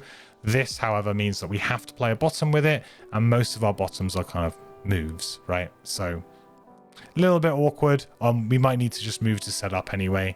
So I definitely prefer this one to the other one for sure. I think that's just like personal preference maybe a little bit, but I do think it's more powerful to have this effect here. And the move 6 is great for just setting you up. 55 initiative is obviously better though, so that is something. And it's move 4, bless self, consume fire and ice to get strength. Now this is nuts, right? Now this is the kind of power level that I think a lot of people are used to, or a lot of people will try to enhance in Gloomhaven to get these effects. You know, everyone's chucking these kinds of effects onto every enhancement dot that they can if they're allowed to on bottom moves. So that should tell you how powerful this is. This is very, very sneaky powerful. Well, not even sneaky powerful if you've played Gloomhaven and you've gone through this stuff before, but it's very, very powerful. Just reliably giving you some blesses, giving you the opportunity to do some ×2 draws, and then potentially strengthening yourself so that you're going to be more likely to draw those blesses. Yes, please. The problem that I have with this, and this is a personal problem, we talked about it on stream, is that this to me feels like I'm back to my old tricks, right? This, I know that this is very good, and I understand that this ability is great, but for me, I want to play with new stuff. I want to explore new things in Frosthaven. I don't want to, you know, go back into my old kind of ways, my reliable ways of winning scenarios all the time. So if you are like a Gloomhaven veteran and perhaps you've done this many times before with many characters, you're of course immediately going to want to bite the game's hand off for offering you the ability to do this. And I think that's perfectly natural because it is, compared to these things, it is probably the best ability on offer for you here at level 8, in my opinion. However, I do also feel like maybe it's better to try something new, try a slightly different card, and maybe use this. And this is still good, right? You've still got the strengthen. There's still an opportunity for you to have the strengthen, and it's on the top 8. You don't get the bless, but you do get the strengthen. This is kind of busted levels. This is, I think, much more fair. But this really interests me because I think playing a melee card out of hand is much better than maybe playing a ranged card out of turn. So yeah. So I'm torn between these two as a player, because I would have to recommend that if you've never done it before, if you really want to do the best thing, this is really what you should be looking at. But I'll probably be taking Accelerated Metabolism for a bit of fun. So at level 9, we have Harbinger of Ruin as our melee final level 9. The top of this says, on the next 4 sources of damage from melee attacks targeting us, we gain ward, then the attacking enemy suffers 5 damage. This is like pretty cool. This is almost like Retaliate 5, right? It's kind of like Retaliate 5, but it's not quite Retaliate 5. I like the fact we gain ward here. That's really cool. I guess the reason why it's not Retaliate 5 is maybe there might be some, broken combo here where you could give your Retaliate range or something, or double the amount of Retaliate on somebody. I feel like that's probably why this has been written in this way rather than just saying Retaliate 5. However, the fact that it's only melee damage that this works with means that that's a little bit tricky. You're going to have to only do it against certain enemies. So that means that it's going to be bad against certain other enemies. It's going to be bad against archers, because even if an archer is attacking you from melee range, it's still considered to be a ranged attack. They would attack with disadvantage. So even if you were to muddle an archer, move up to them, they would still technically be attacking you as a ranged attack, which means that this would not trigger. And I think that that's not a necessarily obvious downside, but it might be worth considering. Like it means that this card doesn't always kind of do what you want. It has to be a melee attack, and in the end, that's the reason why it says this rather than Retaliate 5, right? I like Ward. I think Ward is going to be a good tanking ability, and it's going to be sneaky good. So I'm behind this. I think this is a very solid piece of tanking ability that you've got here. I'm just a little disappointed for me personally that at level 9 we don't get something really cool here, like damage wise on the top. That's all. On the bottom here we have attack 4, retaliate 2, so we do have some retaliate and we have an attack 4. That's just like incredibly solid. You're obviously incredibly excited to see attack on the bottom of a card. For me, that doesn't really kind of get me excited about the concept of playing this character to level 9. The one thing I'll say as well about this is that, you know, I was really hoping for a level 9, and we'll go across to the other level 9 card now. I was personally really hoping for something a bit more to do with our states. Just some other interaction, some weird rule or something we could break, or some interesting thing. Now, we did have 2 different cards at level 8 that kind of did that in a way. So I may actually consider going back and taking the other level 8, which would be like the first time I've ever done that. I mean, there's been some bad level 9s in Gloomhaven before, but I'm not sure I've ever really gone back and taken level 8s aside from trying weird builds. But if we go to the other level 9, which is Voice of Salvation, the top of this is undoubtedly one of the best buffs that you'll probably see in the game, which is this round, all allies within range 3 add +2 to all their attacks, and all enemies within range 3 add -1 to all of their attacks. That's like a huge swing. A huge swing. And if you're playing with a summoner, or, you know, you've got people who are doing ranged attacks, ranged AoE attacks, it's a huge buff. It's a huge buff. But it is a top action, which means that you're giving up anything, you know, you doing any real attacks on your turn, really. The fact it says all allies as well means that it doesn't target you. So that also means that if you did have a bottom attack, let's say with some of the melee cards that give you those bottom attacks, you don't actually get the buff either, which I think is a bit awkward. So 11 initiative though, so the earliest initiative I think we get with this character, and obviously you need that early initiative to ensure that the top of this will go off and be useful. The bottom is on the next 4 cards, allies would lose to negate damage. They instead do not lose the card. So essentially what this allows your allies to do, and I think this is probably the best form of damage mitigation that I've seen aside from maybe the top of this. Like, this is obviously you tanking, and this is actually kind of damage mitigation. It's a little bit different. This is certainly something, because it's allies, not you. This is obviously more of a support ability. This card is completely support top and bottom through and through. I think that this is quite interesting and very unique. So what this is that when potentially, you know, an ally would take a large amount of damage at some point, they can say, hold up, I actually don't want to take that damage, I will burn a card, and then this would happen, and they would negate the damage if they would choose to. So this just gives your allies an incredible amount of flexibility as to when they want to burn the card, like when they want to take damage, when they don't. And I think that's worth quite a lot. And I think it's pretty worthy of a level 9 kind of effect. This essentially is just completely mitigating damage, but at the key times that you want it. Now, the thing is with Voice of Salvation is the top is so good that I think you're just going to be playing the top constantly. And then maybe towards the end of the scenario, if you really need to, because your allies are dying and they're going to be hit, then maybe you would do this. Maybe you need to survive. Maybe there's going to be some scenario types that might come up. But boy, is the top very strong. And I said my main kind of reservation with this at level 9 is that we don't have another card that does anything really funky with our forms. I would actually seriously consider going back and taking the other level 8 that I did not take, just so that I could really enjoy the concept of doing this. And I think that this could be a really fun thing to try and do and really freeze your character up in some way. And maybe that's the intention with the character design. It surprised me slightly, and maybe this was the intention, but it's to me, this is pure support, which is not something I'm personally particularly interested in doing for this character. And this is kind of like obviously tank, and there's a decent melee attack here, but it's not enough to make me, you know, excited to take this card personally. So yeah, that's sort of how I feel about the level 9s and all of the cards. So let's take a look now at the perks.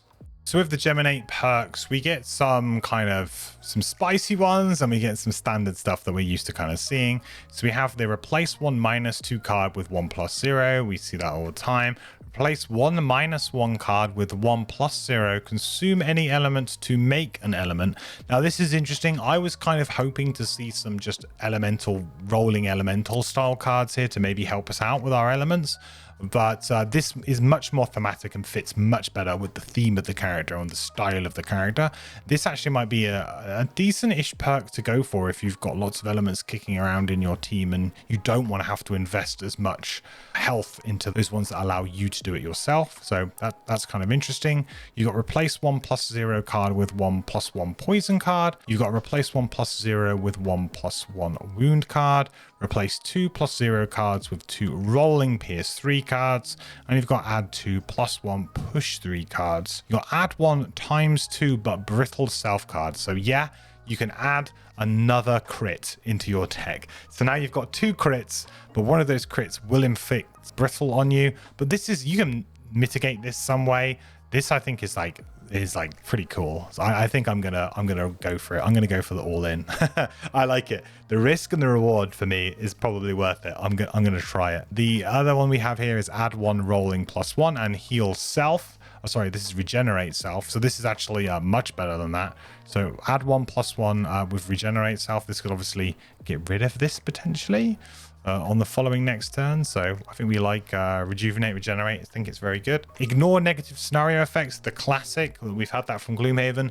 Until we really know and understand the possible scenario effects and how many there are across the campaign, it's completely, we cannot speculate as to whether or not this will be worth it or not. But in Gloomhaven, it kind of was.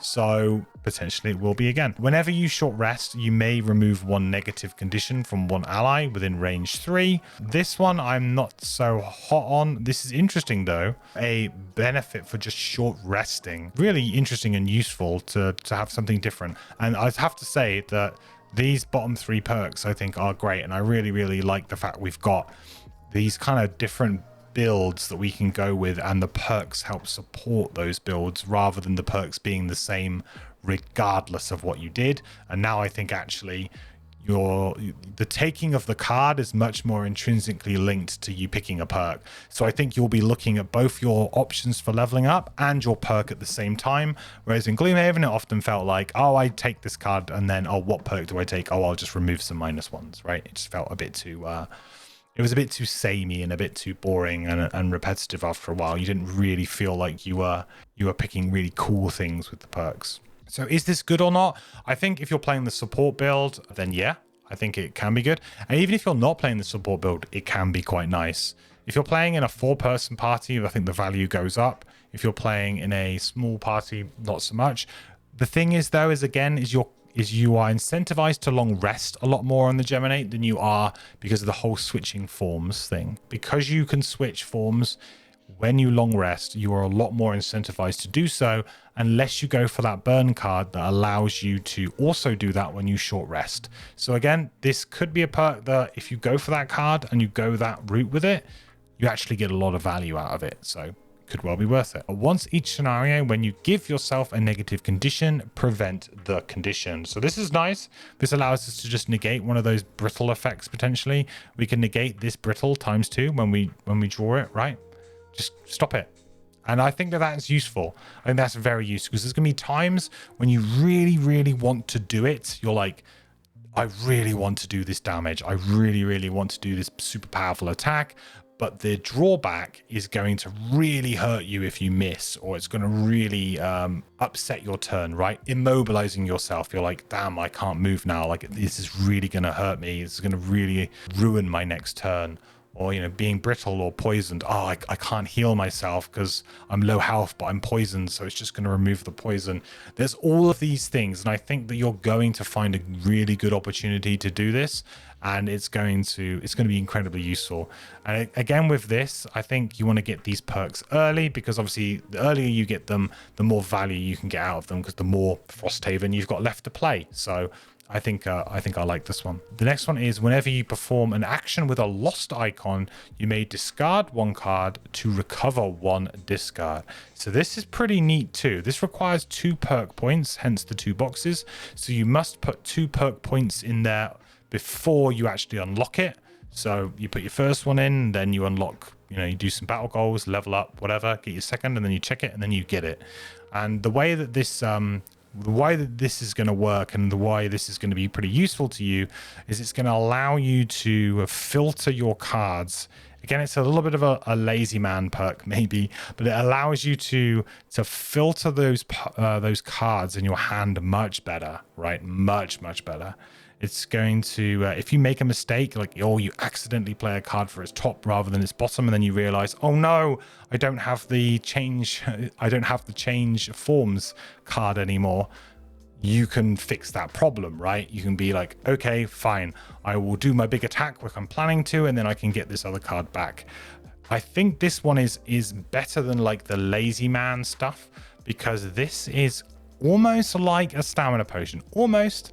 Not quite. And stamina potions are obviously amazing. So this is kind of like a stamina potion, and I like that. So I'm probably going to be getting this. Now, whether or not I get this first, I don't know.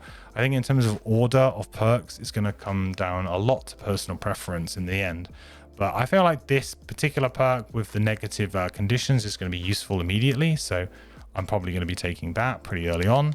Then I think I'm probably going to end up taking something like this, maybe going down here and putting some perks in, or I may just end up starting to build my deck out a little bit and getting it a little bit better. Because if you're going for the attack build, then this is still going to be very valuable to you. It's not as good as it was, but it's still very good. And certain characters, if you're going down the damage plan, you're still going to need those perks, right? This ×2 I think is also a gimme.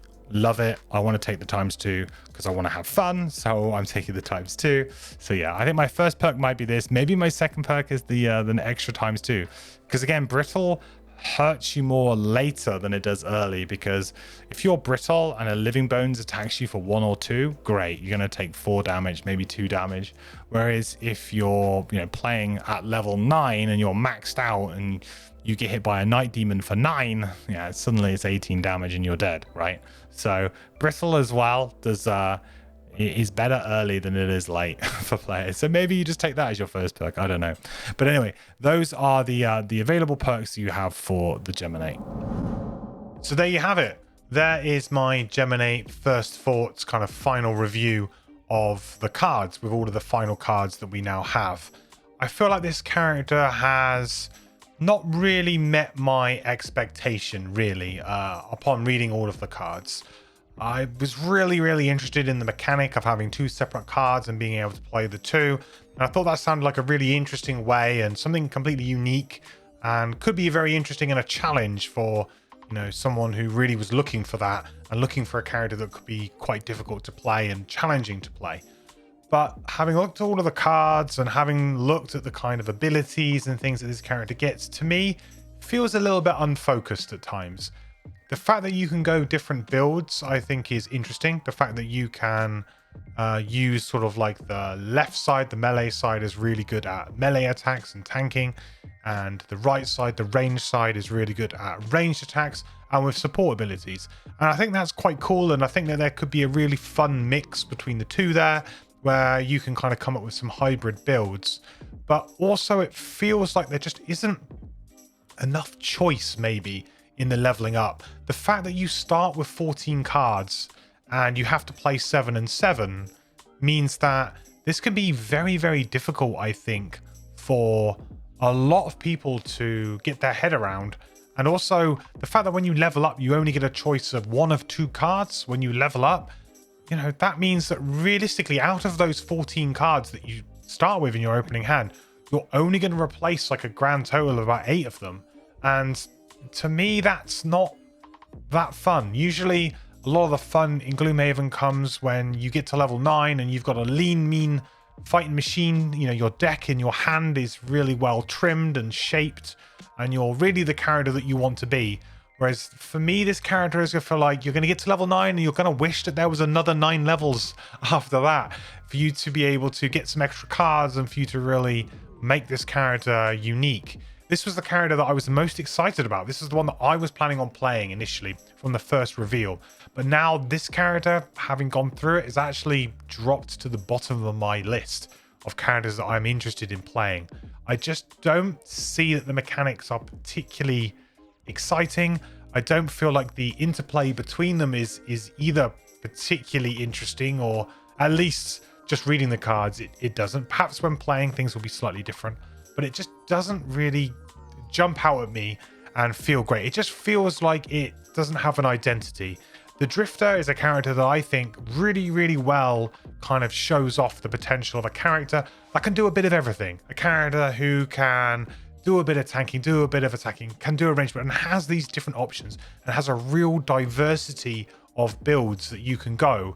Whereas this character just feels like they're too all over the place. There's no consistent or coherent strategy between them, or at least any that I can really see, or at least one that would be rewarding, or at least one that would be maybe the power level would warrant that level of play. The power level of this character, I would say, is quite low, and that's mostly done because of the large hand size, so I can kind of appreciate that. And they're not going to give a character with 14 cards some kind of ludicrously crazy abilities that they can loop over and over and over again, because you could just abuse that stamina mechanic and just burn a different card and just go again and again and again. Like, and it could cause some gameplay issues.